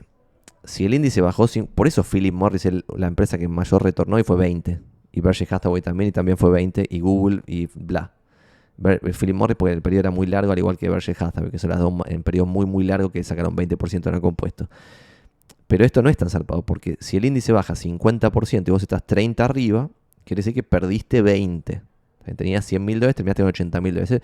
Eso es súper importante, porque cuando vuelva el bull market, si vos solo perdiste 20, y lo interesante es que no podés evitar esa malaria o esa sangría, porque ni siquiera los más capos se dan cuenta exacto cuándo se va a hacer mierda todo. Pero sí hay veces que es ridícula la situación, y por eso cuando ves el balance de Berkshire Hathaway ves que hay veces que acumulan mucho efectivo y después se hace mierda todo porque están viendo que todo está bastante caro, pero no hay que salir a vender todo. Entonces, de vuelta, como resumen en comparación con esto, es guarda, fíjense la cantidad de empresas que pierden más que el 30 versus el índice, que es el 18,6%, las pocas que ganan más del 30 contra el índice, y cómo ahí sí, cuando vos comparás el compound annual growth rate versus por sobre el índice sería, ahí sí tenés como si fuese una campanita de Gauss un poquito más prolijita, ¿no? Y acá otro dato de color más referido a bonos, de este libro que está muy bueno, The Price of Time, que tiene un gráfico que empieza en el año 3000 a.C., que es un delirio, ¿no? Pero después lo vemos más en el presente, pero que recopilaron a cuánto habían estado las tasas de interés. Y fíjense que si vos empezás en el año 300 a.C., que es acá, en donde estoy mostrando acá, ya estabas en 6% anual, ¿no? En este momento había monedas que mantenían más el valor, no estaban respaldadas en algún metal precioso, whatever. Y acá fíjense tú que las tasas bajan a cero, crisis del 30, pumba, y inflación zarpada en los 70 en Estados Unidos, las tasas pasan al 15%, pero muy poquito tiempo. Pero lo interesante acá es que, si se fijan un poco, entre 2 y 4% que todo este pedazo están casi todos los momentos de la historia. Por eso hace muy poco yo dije, y lo hice, voy a comprar a lo loco bonos del Tesoro estadounidense, pues están pagando más del 5% de tasa. Bueno, ahora ya no, duró muy poco, lamentablemente, y eso también es contraintuitivo, y voy a dejar de compartir pantalla para decir esto, pero otra cosa muy loca es que la gente, o la agilada en realidad si se quiere, pretende ganar, o sea, pretende, no sé, invierten, como hice yo, en el ETF este que sigue a una cartera de treasuries estadounidenses, y apenas invierten ya pretenden que suba eso, y yo pretendía que eso baje. Entonces, y ahí la gente me decía, pero vos sos pelotudo, Santi, acabás de comprar esto y querés que baje. La respuesta es, obviamente quiero que baje porque soy joven, milagrosamente me está yendo bien en el laburo y tengo capacidad de ahorro, y al tener capacidad de ahorro quiero poner esa guita en algo que me dé más guita en el futuro lejano, no mañana. Entonces, si yo veo que hoy las tasas están en 5%, que es como lo vi en ese momento, lo que yo querría es que las tasas suban al 6%, así el precio de los bonos baja más. Y si baja más y yo sigo manteniendo mi capacidad de ahorro, voy a poder comprar más bonos. Y si después sube al 7, voy a poder comprar más bonos. Y como todo regresa a la media en el largo plazo, pero no se sabe cuándo, pero en algún momento regresa a la media, cuando regrese a la media me voy a forrar. ¿Está bien? Esa es la lógica. Y la lógica de la tasa quizás un poquitito más complejo, pero no tanta. Pero es, si vos tenías un bono hace muy pocos años que pagaba 1% anual y tenía tal precio y pagaba 1% anual, si después la tasa sube al 5% anual, para poder equivaler, pues si no habría alguien arbitrando los dos precios, el precio del bono tiene que bajar para que implícitamente pague también 5% el que pagaba 1% cuando se emitió. ¿Está bien? Entonces cuando suben las tasas, bajan los precios de los bonos, lo cual es interesante para mí porque a mí me fascinan las económicas, pero bueno, qué sé yo. Y ahora vienen 2 o 3 temas súper interesantes de cosas que se saben y que la gente no los comparte y están hablando de pelotudeces como plazo fijo, Bitcoin y forradas totales. Y uno de esos temas son las empresas chicas, las small caps según los yankees. Y cómo una cartera diversificada de empresas chicas ya se sabe que rinde más que una cartera de empresas grandes. Pero, ¿cuál es el intríngulis? Que tiene mucha más volatilidad. fíjense que acá está una distribución en este libro A Random Walk Down Wall Street de lo que pasa con empresas grandes y empresas chicas. O sea, cuando vos ves Large Company Stocks, la distribución está así, tuki, tuki, tuki, tuki. Pero sin embargo, Small Company Stocks, la distribución está mucho más distribuida. O sea, tenés acá años donde se te hace mierda la cartera. Fíjense de vuelta, volvemos atrás, muy atrás, para ver la comparación esto de Large Cap y Small Cap. Y ahora volvemos a donde estábamos. Perdón, en este ida y vuelta. Pero estamos hablando de, estas 500 empresas son ese 10% que hablábamos. Estas 2000 son en periodos largos de tiempo, no en un año, no en 2 años, no en un periodo que nos va a afectar a nosotros particularmente. Es más o menos 12, no 10. Ahora lo vamos a ver, creo que es 12. Pero sin embargo, para obtener ese 12 en periodo largo de tiempo, tenés que fumarte bajas zarpadas. Y de vuelta, si nosotros decíamos, ¿qué es esto? Que en una cartera diversificada, en las 500 más grandes yankees, en un momento estaba 50% abajo, que es una locura total. Imagínate que estando en el Russell 2000, vas a estar más que 50% abajo. Muy probablemente no lo toleres, así que no sé si mucha gente puede hacerlo sin morir en el intento y fumarse 60 abajo y ahí vender como un boludo en vez de comprar más. ¿Está bien? Entonces es muy interesante. Cuando ves lo mismo también del libro de Random Walk Down Wall Street, y acá lo que dice el título es Average Monthly Returns versus Size, o sea, el retorno promedio mensual ordenando a todas las empresas en deciles de tamaño, ves que cuando la empresa es más chiquita, el retorno es más alto. Cuando la empresa es más grandecita, el retorno es más bajo. Lo cual es razonable en realidad. Y cuando ves entre 1926 y el 2012, el decil más barato de las empresas, el decil más chiquito de las empresas que cotizaba en la bolsa estadounidense, tuvo un retorno de 17% anual, no del 10% anual, lo cual es súper interesante. Como el tema de las empresas baratas. Qué barato, qué no barato, ahora lo vamos a hablar. Pero una cartera diversificada de empresas con el índice Price over Earnings bajo, rinde más que una cartera diversificada de empresas con Price over Earnings alto. Y esto es contraintuitivo y va en contra de lo que un montón de gente cree. En este 10º decil de caros están todas las empresas con máximo potencial. Están los Teslas del mundo. ¿Eso quiere decir que le va a ir mal a Tesla? No, pero quizá le va mal a los inversores, porque están pagando muy caro por entrar en la empresa. No se sabe lo que va a pasar en el futuro, pero es un ejemplo. Y lo que sí se sabe es que entre 1926 y cuando se escribió este libro Random Walk Down Wall Street, el retorno del decil más barato según Price over Earning, que es algo que cualquiera puede calcular, fue el 16%. Fíjense que parecido a lo que veíamos recién de las small caps que contaba recién. ¿Qué es un Price over Earning bajo, un Price over Earning alto y qué sé yo? Dos formas de verlo. Una forma de verlo es lo que mostraba acá, que es por deciles en cada momento, ¿no? Eso es una cosa, a ver. Me está sonando la alarma, pero por suerte igual ahora no tengo que irme, me puedo ir en un ratito, porque ya se nos fue a Joraca de duración. Una cosa es por deciles en cada momento y otra cosa es una comparación histórica como lo que veníamos haciendo con otros temas, como vimos con las casas que volvían a 1 y qué sé yo. Cuando vos ves el Price over Earnings and 10-year CAPE Ratios CAPE 1881, esto es un delirio, también se va muy atrás esto gráfico, pero es espectacular. 1881-2012, ves que acá tenés a la mediana y al promedio a ambos más o menos en 15.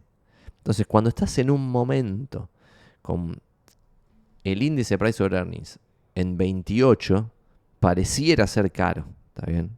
Porque fíjense acá en los Roaring Twenties, antes de la crisis del 30, estaban todos desmadrados acá pagando 30 veces beneficios por las empresas y después, tiki tiki, nos vimos en Disney bajo zarpado. Interesante es que cuando uno se pone a hablar de esto de qué es caro, qué es barato y qué sé yo, hay un libro que está muy bueno, este es muy bueno, What Works on Wall Street, de O'Shaughnessy, que no sé cómo se pronuncia, que lo que te muestra son varias formas de evaluar lo caro o lo barato, y lo curioso es que los gráficos, como los muestro en pantalla, se parecen mucho al de Price over Earnings, inclusive cuando vos tomás Price over Free Cash Flow, Price over Sales o lo que sea. Cuando compras las empresas más baratas de Price over Sales, te da un retorno más alto que comprar las empresas más caras de Price over Sales. Cuando compras las empresas más baratas de Price over Free Cash Flow, te da un retorno más alto que comprar las empresas más caras de Price over Free Cash Flow. Y así con todas las métricas diferentes, que son todas falibles, pero todas te llegan al mismo resultado, ¿está bien? Y otra cosa loca es también las carteras diversificadas de empresas con dividend yield alto outperformaron al mercado en periodos largos de tiempo. Que básicamente decir lo mismo de todo lo que venimos diciendo antes. Si el Price over Earnings es bajo, y acá hay algo interesante, estas son carteras diversificadas. Porque hay empresas que tienen price over earnings, que yo las veo en los screeners. Hay empresas que tienen price over earnings de 2. Que vos decís, ¿cómo puede ser? La empresa gana 100 millones por año y vale 200 millones. Y como no entendés un fútbol de lo que está pasando, la joda es que debe haber cambiado algo zarpado. Por ejemplo, no sé, la empresa perdió un contrato gubernamental que le hacía facturar 200 millones y sin esos 200 palos, en vez de ganar 100 palos, pierde 100 palos. Y como no tiene efectivo ni capacidad de tomar deuda, no tiene de dónde mierda sacar los 100 palos que va a perder, entonces va a tener que quebrar.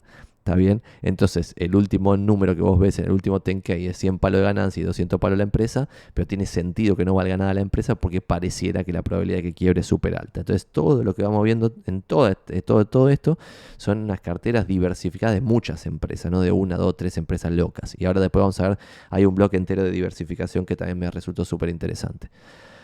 Para conectar este tema de price over earning, qué sé yo, a pesar de que no están los libros, esto lo saqué de un informe de JP Morgan que se llama Guide to the Markets. Bueno, cuando vos, y esto está buenísimo, cuando vos tenés como ahora en noviembre, el 30 de noviembre del 2023, último informe que se publicó, el de noviembre, el price over earnings, que creo que es el forward price over earnings, o sea, tomando las ganancias que se van a venir sobre el precio que tienen hoy las empresas, es 18. Y cuando ves acá el 18 está más o menos por acá. Pero miren qué interesante esto. En un año puede pasar cualquier cosa. Comprando caro, por ejemplo, comprando a 20 de price over earning, bueno, justamente no, pero comprando en 23, que es un delirio, en un año podés ganar un montón de guita, en un año. Pero sin embargo, en un periodo largo, mediano de tiempo, de 5 años, no hay ningún periodo de 5 años.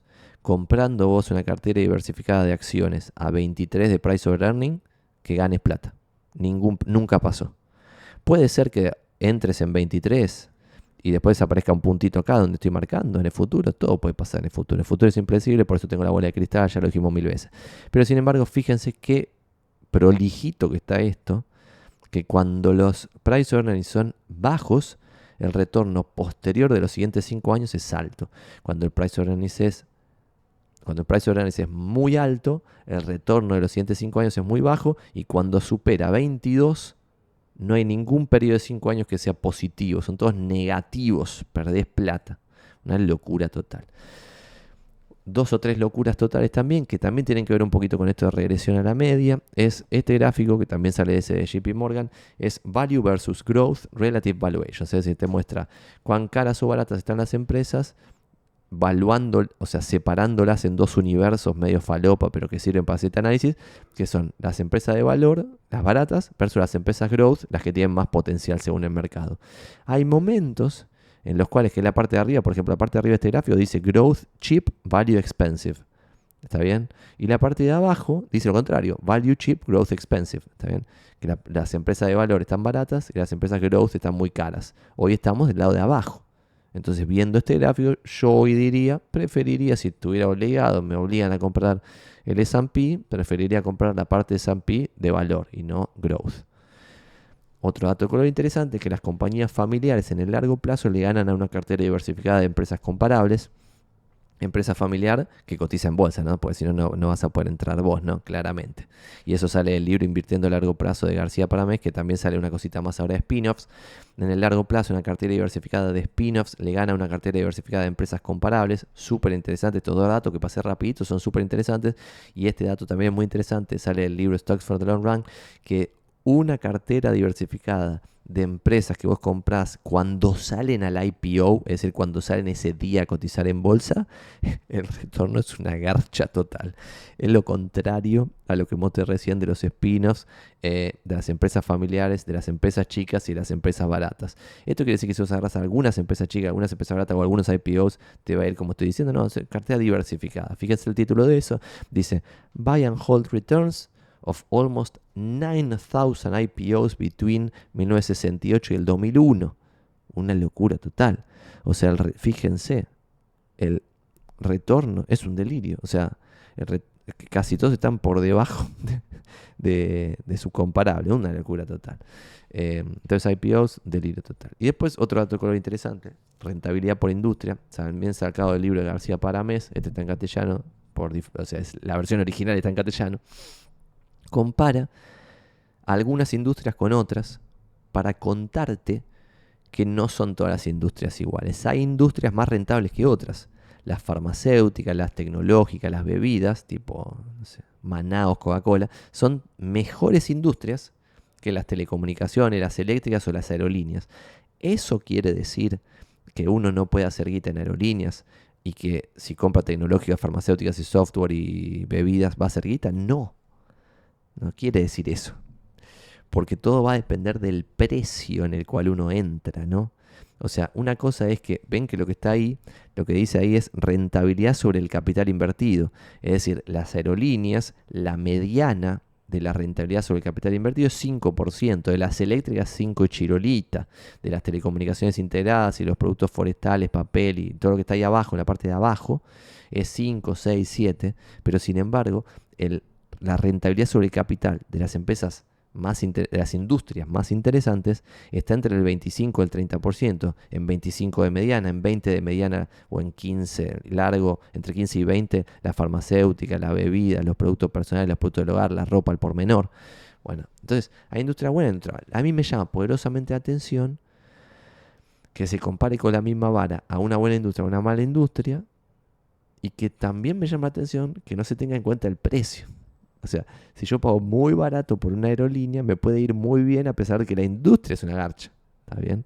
Y si pago muy, muy caro por una tecnología, me puede ir mal a mí a pesar de que la industria es buenísima. ¿Ok? Y acá hay otro tema interesante, diversificación, tema número 10 de este mega hiper resumen.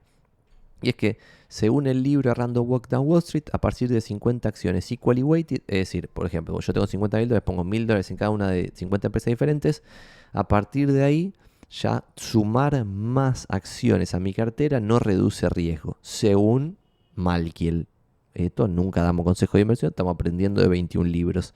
Y ven acá, ¿no? Cómo se va reduciendo el riesgo según el amigo Malkiel en Estados Unidos y acciones internacionales. Y como ven acá, después de 40 ya casi no baja un joraca, pero después de 50 no baja nada. Entonces, yo acá viendo este gráfico diría que sí o sí cualquier persona razonable tendría que tener al menos 30 diferentes. Y esto es lo que hablábamos antes de tener 3, es riesgosísimo, estás acá arriba, campeón. Menos de 10 estás todo acá arriba, el riesgo es fulminante. Si vos tenés 10 empresas y tenés mucha mala suerte en la vida, las 10 empresas pueden quebrar y no te queda nada, campeón. O pueden quebrar 5 y las otras 5 van a echar chipalito. En cambio, si vos tenés 30 empresas y ya estás acá en este lugar, ya vas a tener casi el riesgo del mercado en su conjunto. Y si tenés 50, ya tenés el riesgo del mercado en su conjunto, según el amigo Malkiel. Otro dato interesante, que también lo vimos antes, pero que va del lado de la diversificación. No hubo periodo de 20 años en que una cartera diversificada de acciones estadounidenses haya perdido en términos reales. Términos reales, ¿no? Teniendo en cuenta inflación, impuestos y bla, bla, bla.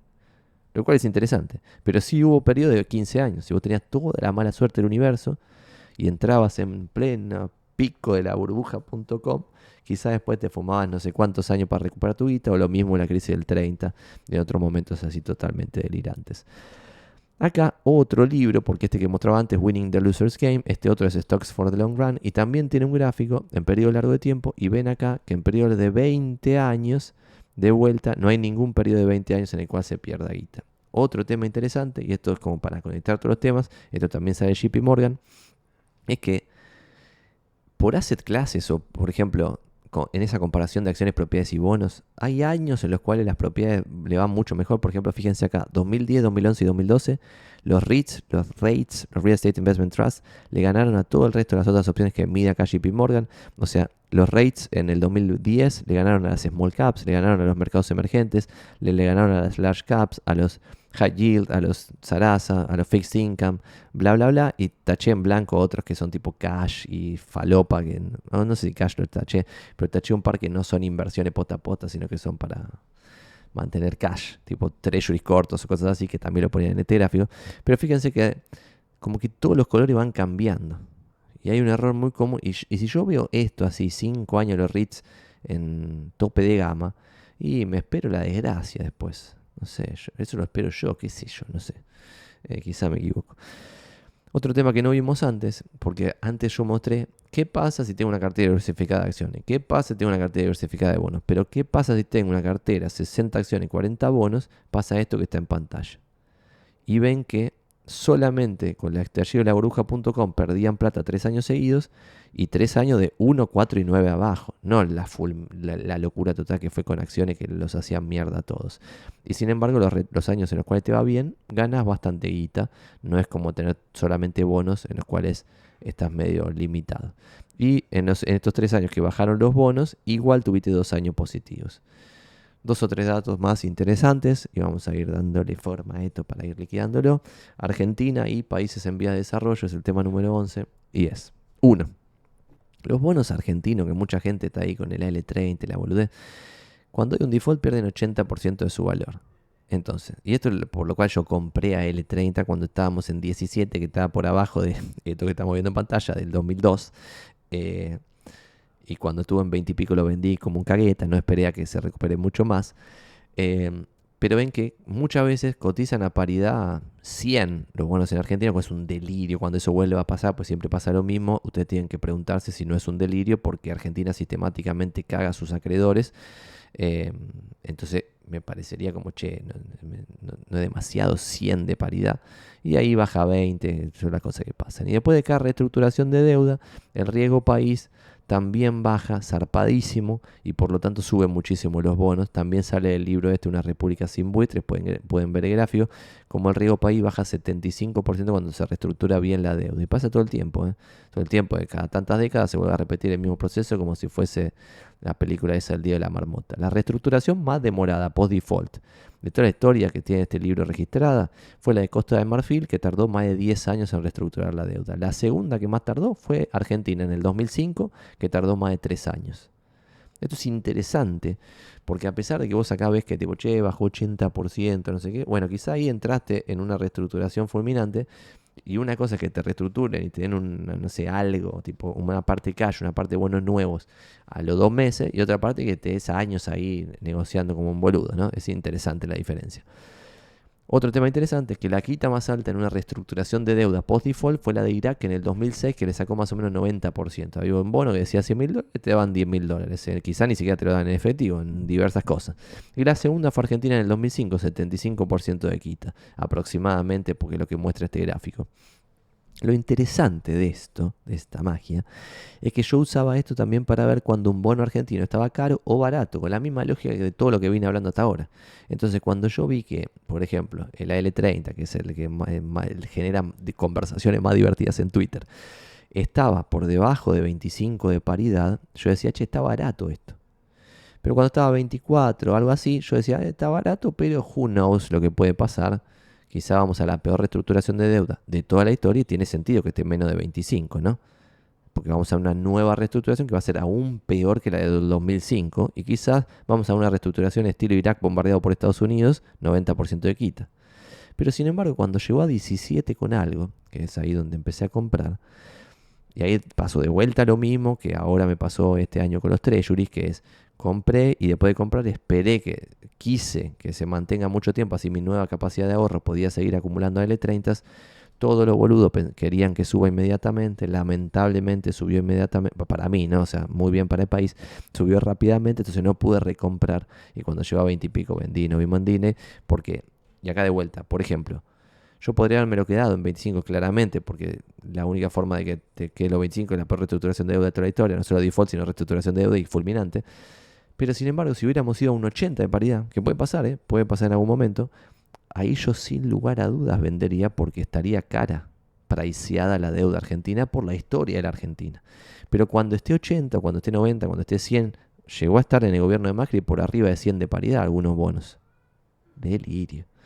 En ese momento toda la gente pensaba, este país es nuevo, ahora sí, cambió para siempre. Bueno, pasa siempre, entonces como esto que cambia para siempre, pasa siempre. Es curioso. Otro dato que sale de este libro es que el Merval no garantiza revalorización de capital ni siquiera en periodos largos de 20 años. Por eso antes dije, una cartera diversificada de acciones estadounidenses. Nunca en un periodo, no me acuerdo cuántos años había perdido guita de lo que mostramos antes, que mostramos acá en la parte de diversificación, decíamos, no hubo un periodo de 20 años en que una cartera diversificada de acciones estadounidenses haya perdido en términos reales. Sin embargo, en Argentina, un periodo de 20 años no garantiza revalorización. ¿Está bien? Y acá, este libro también está muy bueno, Global Asset Allocation, de Meb Faber, perdón si le pronuncio mal el nombre, que compara, y esto está bueno, por ejemplo, bonos, acciones, bla, el retorno del mejor escenario, el retorno de escenarios donde se perdió el 100% del dinero y el retorno de un escenario, si se quiere, del mundo entero, una inversión del mundo entero, porque lo que dice el libro es, che, guarda, porque si vos comprabas, por ejemplo, bonos alemanes en el proceso hiperinflacionario que hubo ante la guerra mundial, ahí perdías la totalidad de tu dinero. Si comprabas acciones en China antes de la instauración del comunismo, perdías la totalidad de tu dinero. Si comprabas propiedades en Cuba antes de la instauración del comunismo, perdías la totalidad de tu dinero. Entonces lo que propone el libro, que me parece súper interesante, es la diversificación internacional. Porque cualquier país, si es gigante, tipo Estados Unidos, puede dejar de ser el imperio y perder esa posición dominante, que es la que hizo que el retorno sea el 10% anual, 6,6 neto después de impuestos de inflación, porque en otros países no fue así. Vamos a ver, creo que hay alguna imagen que suma más data de esto, pero no debieras tener todos tus huevos en una sola canasta en términos internacionales, que es el ejemplo que dije de los taxis y las paradas de diarios en Argentina. Lo mismo sería si uno tiene una cartera diversificada de acciones, propiedades y bonos, pero todos en Argentina, y si a Argentina le pasa algo, perdés fulminantemente o la totalidad del dinero si no somos más capitalistas, lo que es una locura. Datos de color, que era esto que decía. Che, este gráfico muestra dollar returns and per capita real GDP growth in developed and developing countries. La parte de arriba son los mercados desarrollados y la parte de abajo los mercados en desarrollo. Y cómo se ve que Chile, México, Argentina, Brasil, en el periodo de este corte, tuvieron retornos en dólares súper altos. La joda de Argentina es que depende mucho el corte que vos hagas, cuánto te da el retorno. Si yo hiciese un corte 2003-2023, el retorno, a pesar de toda la desgracia de los últimos años, igual me daría zarpado, porque estaría tomando como punto de inicio a Banco Galicia, Chauchi Palito, con la gente reventándole el vidrio porque estábamos en el corralito, ¿no? Entonces depende mucho el corte para Argentina. Sin embargo, este sí me gusta del libro Stocks for the Long Run, que agarra de 1900 al 2012 por país. Y te muestra que, por ejemplo, Canadá tuvo un retorno por arriba del mundo en su conjunto para las acciones, por arriba Nueva Zelanda, por arriba Suecia, y Estados Unidos está en el podio de los 3 países con mayor retorno en una cartera diversificada de acciones, siendo el mejor Sudáfrica, contra todo pronóstico pareciera ser, ¿no? Sudáfrica el mejor, segundo Australia, tercero Estados Unidos. Entonces guarda, porque fíjense, Italia, el retorno en términos reales no es el 6,6 que veníamos hablando, sino que es el 1, algo en términos reales. Y en Bélgica, Francia, Alemania, países que parecieran ser civilizados como España, Japón, son retornos mucho más bajos.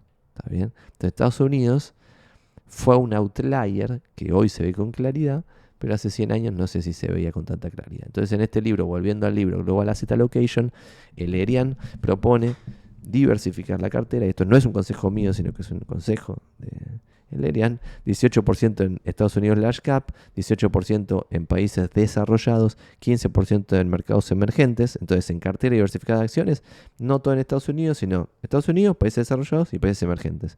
Y después además te dice, che, un puchito, 6% en treasury de 30 años, 11% en bonos de países que no sean Estados Unidos, 6% en tips que ajustan por inflación, 13% en commodities y 13% en propiedades a través de REITs, Real Estate Investment Trusts. ¿Está bien? Entonces, lo que a mí me genera resquemor de estas, y voy a dejar de compartir pantalla, y tendría que tener un vaso de agua, pues ya estamos muy largos este video y ya estoy perdiendo la energía.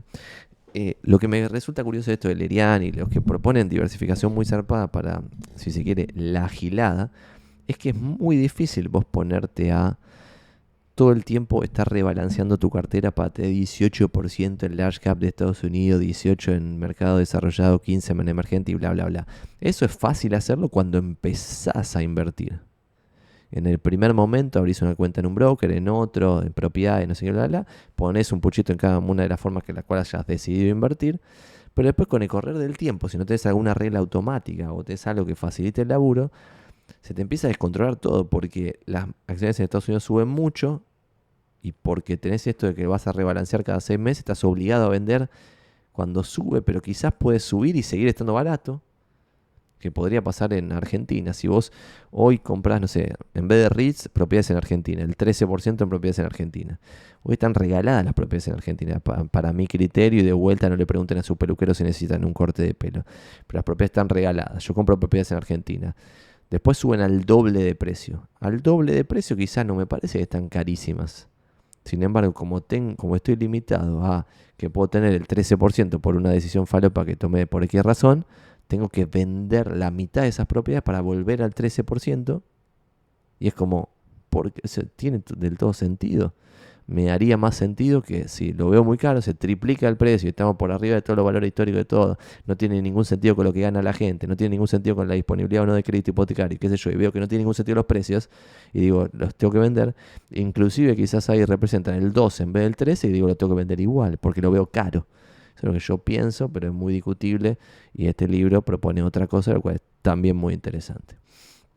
Pero lo que sí es aún más interesante, y sale algo, no está en los libros, pero lo uno para unir los temas, es como por ciertos momentos los países desarrollados no estadounidenses, sin incluir Estados Unidos, o esto creo que es Europa, lo que está en el gráfico, ¿no? Sí, Europa contra Estados Unidos. En algún momento outperformé a Europa a Estados Unidos y en algún momento outperformé a Estados Unidos a Europa. Lo curioso es que el futuro siempre es impredecible, como dijimos varias veces ya. Entonces, si vos veías la historia hasta hace muy pocos años, veías que nunca había habido un periodo de más de 7 años en que una región outperformé a la otra más de 7 años. Entonces, vos hace 8 años más o menos, podrías haber dicho, che, ya pasaron 7 años que Estados Unidos outperformé a Europa, ahora probablemente regrese a la media esto que siempre regresa a la media y listo. Entonces, como hay regresión a la media, pues lo vimos en un videito de Santi, bueno, vendo Estados Unidos y compro Europa. Sin embargo, miren qué curioso. El periodo que acaba de terminar, recién ahora está cambiando, fueron 14 años de que Estados Unidos outperformió a Europa. ¿Está bien? Una locura total. Pero sin embargo, esa locura no quita que se pueden usar métodos para evaluar cuán caro o barato está un país. Si uno agarra a Estados Unidos, puede ver que hoy el price over earning de Estados Unidos está en 18, como vimos antes, pero sin embargo en Japón está en 14 y en Europa está en 12. En los mercados emergentes está en 11 y en China está en 9. ¿Está bien? Una empresa que gana $1.000.000 vale 9 millones. Una en particular, no, una cartera diversificada de empresa china que en su conjunto ganan en promedio $1.000.000, en su promedio valen 9 palos, ¿está bien? Lo cual es muy barato, pero por razones específicas. Y acá también entra esto de barato, caro y bla, bla, bla. Y por eso mucha gente no coincide conmigo en este criterio. Es que, ¿por qué está 9 veces beneficio de las empresas en China? Porque la gente tiene miedo del régimen jurídico, la seguridad jurídica. Creen que el Partido Comunista Chino puede hacer locuras. Entonces, esa es la razón por la cual todo se evalúa más barato. Porque se percibe más riesgoso. ¿Y por qué hay 18 X de los 18 de price over earning en Estados Unidos cuando el promedio es 15? Y porque se ve un panorama mucho más optimista. Por eso es difícil comprar barato y vender caro, porque por definición lo barato va a estar en un país que está en un momento difícil, que todo es una mierda, que no sé qué, como Argentina en este momento con propiedades y hasta hace muy poco en acciones. Y acá otra forma de ver esto, en este libro de Best Investment Writing que mencionamos anteriormente, es lo interesante de comparar cómo eran las bolsas del mundo en 1899 y en el 2017 cuando se escribió este libro, ¿no? Y es súper interesante porque fíjense que en 1899 el 15% de la guita estaba en la bolsa yankee, nada más, el 15% de la bolsa del mundo, y el 25% en la bolsa del Reino Unido. Esto es lo interesante de la caída de los imperios. No sé si entiende, esto es muy interesante. Porque hoy hoy no, pero en el 2017, el 51% de la guita de las bolsas del mundo estaba en Estados Unidos. Y el segundo país era Japón, 8%. Y recién el tercero era el Reino Unido, con 6%. Fíjense, en 1899 el 25% del mundo era el Reino Unido, de las bolsas del mundo, y 2017 el 6%. Francia era el 11% y ahora el 3%. Alemania era el 13% y ahora el 3%. China, de la parte de 1899, supongo que en ese momento no tenía bolsa directamente, 2017 3% del mundo en la bolsa de China. 2% en Canadá, 2% en Suiza, 2% en Australia. Y fíjense que Suiza, en la parte de 1899, tampoco estaba ahí entre los países que movían mucha plata. Sí estaba, por ejemplo, en 1899 Sudáfrica, 3,3%. ¿Está bien? En la parte derecha ya no está. Entonces, qué sé yo. Esto es interesante porque si alguien acá en 1899 se hubiera perdido a Estados Unidos, o sea, no hubiera puesto guita en Estados Unidos, se hubiera perdido este delirio de lo que pasó con Estados Unidos. Y hoy podría pasar con otro país. Por eso estamos hablando de esto de la diversificación. Tema 12, clásicos errores de la gilada. Me gusta este título bien poco serio. Las mayorías compran en máximos y venden en mínimos. Todos se llenan la boca con comprar barato y vender caro, pero la mayoría compra en máximos y vende en mínimos. ¿Por qué? Porque en los máximos todo es optimismo y en los mínimos todo es pesimismo. Es muy difícil comprar cuando todo es una mierda y es muy difícil vender cuando parece que no va a terminar nunca la alegría. ¿Está bien? Y este gráfico, fíjense ahí lo que dice: do not try to time the market, flows to equity funds related to stock price performance. Entonces ven que cuando la parte, esto acá ven, se hace mierda la bolsa en el 2008 con la subprime, se va un montón de guita de los fondos después. ¿Está bien? Entonces como cuando sube la bolsa, después entra más, o sea, la gente persigue ese retorno comprando en máximo y vendiendo en mínimo. Un delirio. Algo interesante también es esto. Opinión personal, no veo correlación ni causalidad entre volatilidad y retorno. Y hay un gráfico que está bueno, este de Random Walk Down Wall Street, que se fija beta contra retorno. En teoría acá hay una correlación según algunos genios. Yo veo acá ordenado y no veo. Estas son las cosas delirantes que algún hijo de puta pone una línea de tendencia entre el 1.20 y el 1.30 que va para arriba así. Entonces te dice, hijo de puta, que a más beta, más retorno porque tira la línea así medio de costadito, ¿no? Bueno, esto analicen ustedes, saquen sus propias conclusiones. ¿Con cuánta guita se puede vivir de renta? Tema número 13. Lo más importante, y creo que es una de las únicas capturas porque quise destacar una sola cosita: Intelligent Investor de Benjamin Graham. Esta parte creo que igual está la parte nueva editada, que es el costo de una pérdida. No hay nada más importante que cuidarse de las pérdidas. Fíjense acá, lo que muestra es qué pasa si se le saca 5% de retorno a una cartera. Voy a achicar esto para mostrar mejor esto porque quedó. Voy a sacar este Santiago Magni que le puse en todas las slides y lo ponemos así para mejorarlo.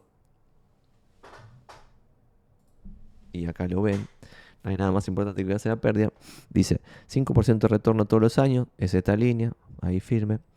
¿Y qué pasa si el primer año pierden 50%, pero después ganan 10% cada año? Recién en el año 18 empatan al 5% por año. Esto es un ejemplo muy real de la actualidad. Uno hace 2 meses, por ejemplo, podía comprar treasuries al 5% de retorno. ¿Está bien? Y ya tenía esta línea garantizada. Sin embargo, alguien quizás juega juegos muy riesgosos y empieza el primer año 50% abajo. Bueno, después para igualar los treasuries al 5, va a tener que pasar 17 años al 10%, al doble que la decisión inicial. El costo de las pérdidas es guaso, entonces lo más importante para ganar guita en inversión es cuidarse de las pérdidas, no maximizar las ganancias. Y esto también está bueno, hay un libro que es buenísimo, se llama Safe Haven, que habla de una de las cosas que dice Buffett, el mejor inversor de la historia de la humanidad, que es una de las habilidades que tiene que tener alguien para que le vaya bien en las inversiones y en la vida, es tener pensamiento probabilístico. Es decir, che, ¿cuál es la probabilidad de que pase tal cosa?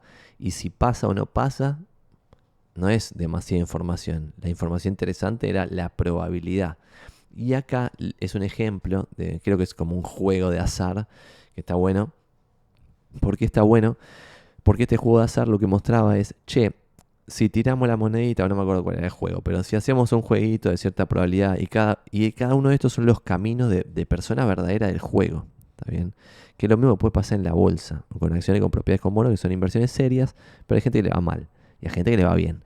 Entonces, cuando vos ves la riqueza promedio, es esta línea que está acá, y fíjense que pocos que están por arriba de la riqueza promedio, pero sin embargo es promedio porque los que están muy arriba están recontra en el contra hiper carajo, porque está en términos logarítmicos, entonces se va recontra hiper carajo de riqueza, porque cada vez hay interés compuesto más guaso y no nos da el cerebro para interpretar esa bola de nieve.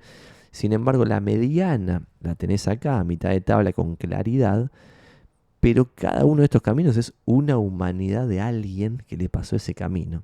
¿Y por qué digo todo esto? Porque ese 10% anual del S&P, el 6,6 neto y bla, bla, bla, son realidades, pero son realidades teóricas. Después lo que te pase a vos en tu propio camino, comprando en cierto momento, vendiendo en cierto momento, teniendo cierta capacidad de ahorro y qué sé yo, va a ser muy diferente a ese camino.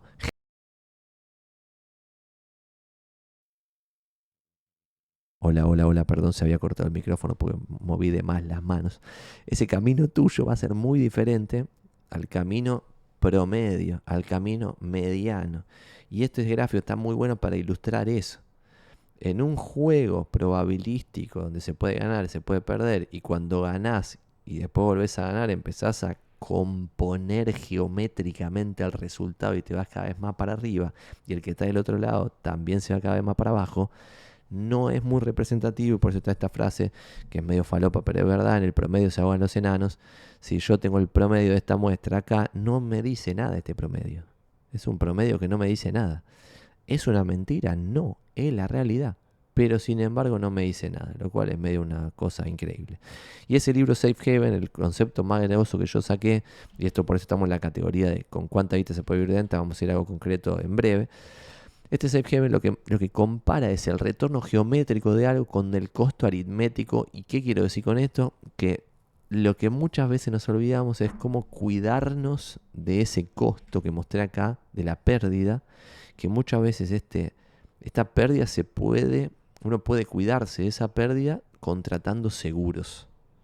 ¿Está bien? Y lo que cuenta este libro es que vos de cierta manera podés cuidarte de una pérdida, por ejemplo con un seguro, y ese seguro te va a parecer que tiene un costo para vos, no va a parecer que es una ganancia. Sin embargo, si vos tenés una estrategia bien armada de lo que es ese seguro en tu vida, ese costo aritmético, es decir, que todos los años vas a perder, no sé, $1.000 por tal seguro, $5.000, lo que mierda sea, tiene un impacto positivo en cómo se compone el capital, porque, por ejemplo, cuando venga la malaria y el mercado baje 50%, si vos lográs bajar 20% cuando el mercado baja 20%, porque estabas asegurado de cierta forma que si pasaba tal cosa, vos ibas a ganar de tal forma, no sé qué, bla, bla, bla, eso tiene un impacto geométrico positivo. Lean este libro porque este concepto es muy contraintuitivo, pero si hay algo que se tiene que llevar de esto es muy importante asegurarse frente a las desgracias, y una de esas es estos momentos de perder 50% de tu capital en 2 minutos. Otro libro copado que no sé si lo puse en la tapa, no sé si estaba entre los 21, es el Almanac de Naval Ravikant, que tiene 2-3 cosas medio faloperas que están buenas. Y este grafiquito simplón que no tiene que ver con ni con la estética ni con el contenido de lo que venimos hablando hasta ahora, pero es este grafiquito súper simple de Easy Choices, Hard Life, Hard Choices, Easy Life. Básicamente en castellano es: decisiones fáciles llevan a una vida difícil y decisiones difíciles llevan a una vida fácil. Todos estos conceptos que quedan muy en el aire de ¿pero qué vas a hacer cuando bajes 50%? Si vuelvo al principio, no lo voy a hacer porque vamos a perder un montón de tiempo, ya estamos haciéndolo muy largo esto. Si vuelvo al principio de todo y vemos el retorno anual cada año, intra-year, y lo que fue pasando en cada año en una cartera diversificada de acciones, y nos ponemos a pensar cómo hubiéramos reaccionado nosotros frente a esos escenarios, vemos que hay un montón de veces que una cartera diversificada de acciones baja 30%, y yo conozco gente muy inteligente que cuando eso se sucede se asustan y venden. Y son muy inteligentes y entienden lo que pasa y justamente venden porque están viendo que el mundo se hace mierda en ese momento. Porque nunca la bolsa baja 50% sin que el mundo se esté prendiendo fuego. Fíjense que bajó 30 y pico por ciento cuando había cuarentenas obligatorias por todos lados. Y solo se recuperó rápido porque imprimieron billete a mansalva a todos los estados nacionales y la moneda valió menos. Por eso hubo un rebote. Otro libro copado que también lo vimos antes, The Little Book of Common Sense Investing de Bogle, lo que te muestra es que sin reinversión de dividendos, al menos en el S&P, no hay un efecto bola de nieve zarpado. Y lo que te compara acá entre 1926 y no me acuerdo qué año que termina la muestra, como si vos no reinvertías los dividendos que ibas cobrando, terminabas en un palo 700 a partir de $10.000, y reinvirtiendo los dividendos como te ibas a 59 palos en vez de un palo 700. O sea, la diferencia es guasa, guasa, guasa, y lo mismo pasa con propiedades y con bonos. Con propiedades, si vos los alquileres no los sacás y los reinvertís en nuevas propiedades o en nuevas acciones o en nuevo algo, no va a haber un efecto bola de nieve zarpado, no vas a hacer guita mansalva. Y lo mismo en bonos. Si cobras el interés y te lo fumás en una pelotudez, no va a haber reinversión del capital, que es lo que genera el efecto bola de nieve que hizo rico Warren Buffett, por ejemplo, ¿no? Otro dato de color interesante, que tiene que ver también con este libro se llama The Simple Path to Wealth, el que está analizado esto, pero el de Ivy Portfolio, no me acuerdo cómo mierda se llama, el de los endowments de las universidades grosas, ambos hablan de, cuánta guita se puede sacar de un portafolio, porque guarda que el título de toda esta intro era con cuánta guita se puede vivir de rentas, lo voy a responder básicamente, y es, guarda, porque fíjense en pantalla, es un cuadro, le pueden hacer una captura y verlo más tranquilos, pero cuando vos sacás 4% por año, si tenés una cartera de 100% acciones, hay algunos escenarios, acá pueden ver que el 2% de los escenarios de 30 años, te quedás sin plata. ¿Está bien? Sacando el 4 por año. Porque si vos sacás el 4 y estás en la crisis del 30, y sacás el 4 y seguís en la crisis del 30, y sacás el 4 y seguís en la crisis del 30, vas a terminar muy muy mal. En cambio, sacando el 3, no hay periodo de 30 años que no se banque sacar el 3% anual. En consecuencia, y acá también algo interesante, cuando vos estás en 4%, no hay, y en vez de tener 100% acciones, tenés 75 acciones, 25 bonos, no hubo en el pasado, puede pasar en el futuro, pero no hubo en el pasado, ningún periodo ni de 15, ni de 20, ni de 25, ni de 30 años en que te hayas quedado sin guita, según esta fuente de Simple Path to Wealth, ¿no? Entonces, con una cartera de 75 acciones, 25 bonos, uno podría retirar el 4% con 30 años con certeza, comillas en el aire, llegar al 30º año. Y bueno, pretendiendo 36 lucas por año para vivir de rentas, uno debería arrancar con, solo comillas, $900.000. O sea, con $900.000, y pretendiendo vivir 30 años después de eso, podría sacar 35 lucas por año, que son básicamente 3 lucas por mes, y vivir de renta, ¿está bien? Es un ejemplo. Otra forma de ver lo mismo de este otro libro, pero de otra forma que me pareció súper interesante y además le agrega más años, es qué pasa si vos sacás el 4% y, por ejemplo, si vos sacabas el 4% en los 60, no llegabas al 30%, como vimos en el escenario, a los 30 años, perdón, como vimos en el escenario anterior.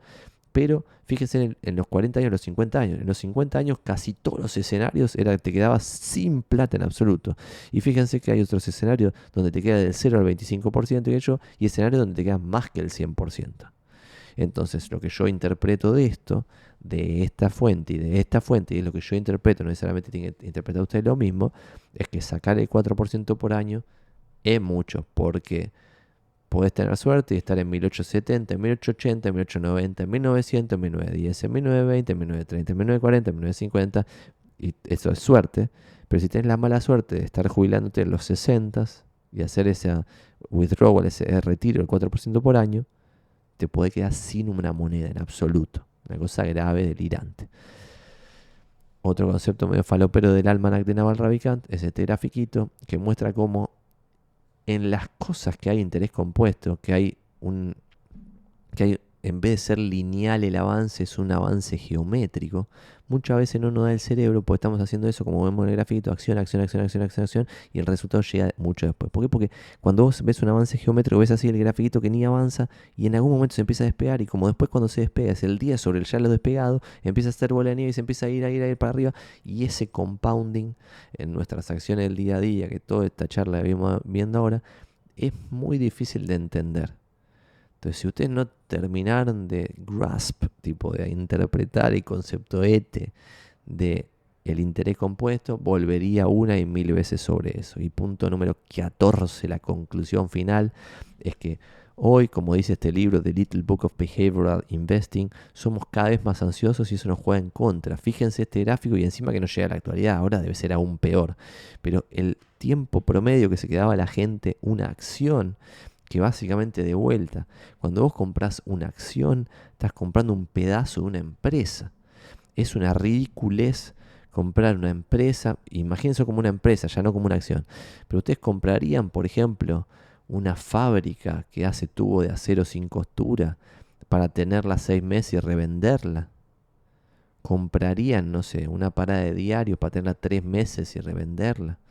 Es ridículo en ese escenario. Sin embargo, todos nosotros, porque somos boludos, compramos acciones que son pedazos de empresas y en nuestro conjunto, o sea, yo hoy no lo hago, pero lo he hecho en el pasado, nosotros como un conjunto tenemos, fíjense en el gráfico, menos de un año promedio cada una de las acciones que se compran.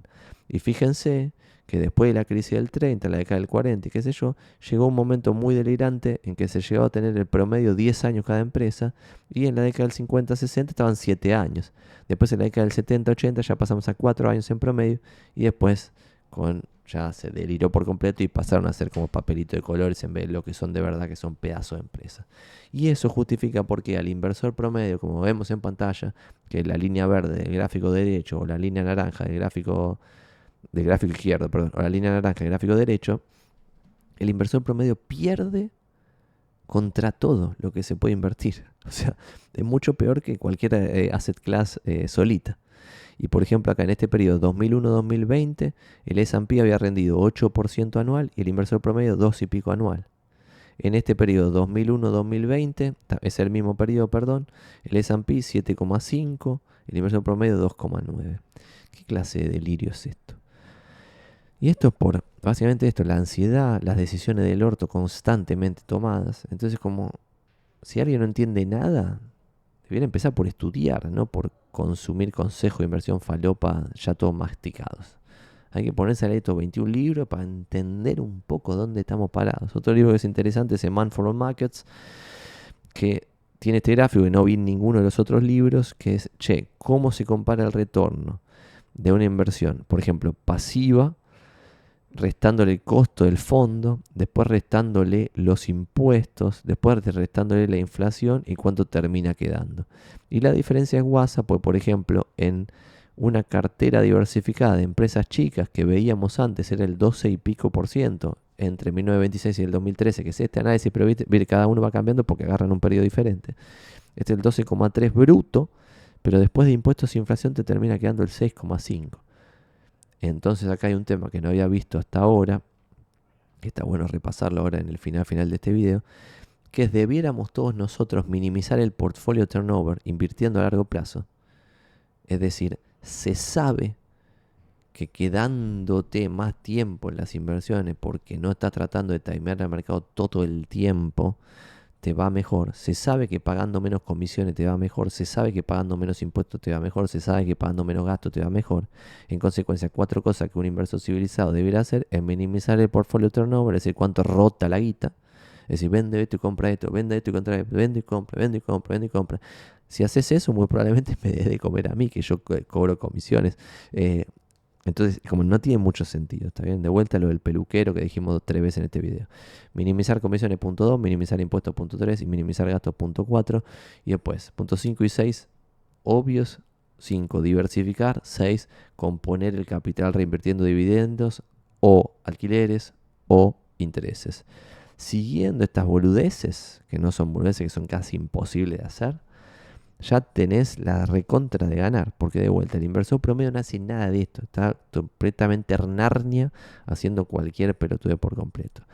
Esto ha sido todo, espero que les haya servido. Logramos terminarlo en menos de 2 horas, lo cual es una especie de milagro cósmico.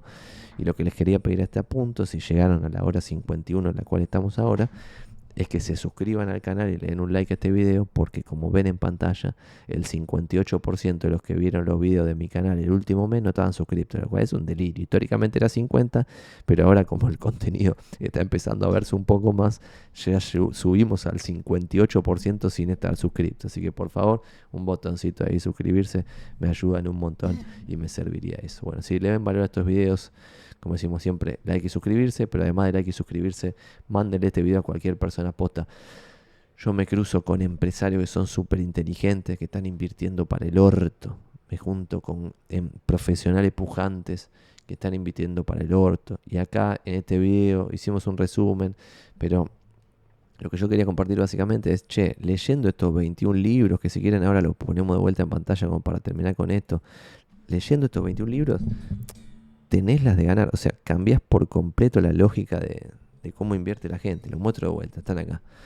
Son, y con esto liquidamos: Winning the Loser's Game, The Choice of Compounding, Una República sin buitres, Stocks for the Long Run, What Works on Wall Street, A Random Walk on Wall Street, The Little Book of Common Sense Investing, The Little Book of Behavioral Investing, Bogle and Mutual Funds, The Power Law, The Almanac of Naval Ravikant, The Price of Time, A Man for All Markets, Global Asset Allocation, The Simple Path to Wealth, El Inversor Inteligente, Safe Haven, The Best Investment Writing, el volumen 1 y el 2, que son como compendios de artículos que están buenísimos, The Ivy Portfolio e Invirtiendo a Largo Plazo de Paramés, de García Paramés. Esos son todos. No olviden ese like, esa suscripción. Nos vemos la próxima. Espero que haya servido. Esto tuvo mucho tiempo de preproducción. Hacer esto fue difícil. Así que cualquier comentario también que quieran dejar de cómo se pueden mejorar estos contenidos, bienvenidos sean. También esto ha cambiado un poco la dinámica de cómo se ve esto. Creo que salió bastante bien. Cualquier comentario es bienvenido. Así seguimos mejorando y empujando esto para adelante. Vamos todavía. Y ahora me voy a escuchar a ver qué mejor acá dijo Caputo.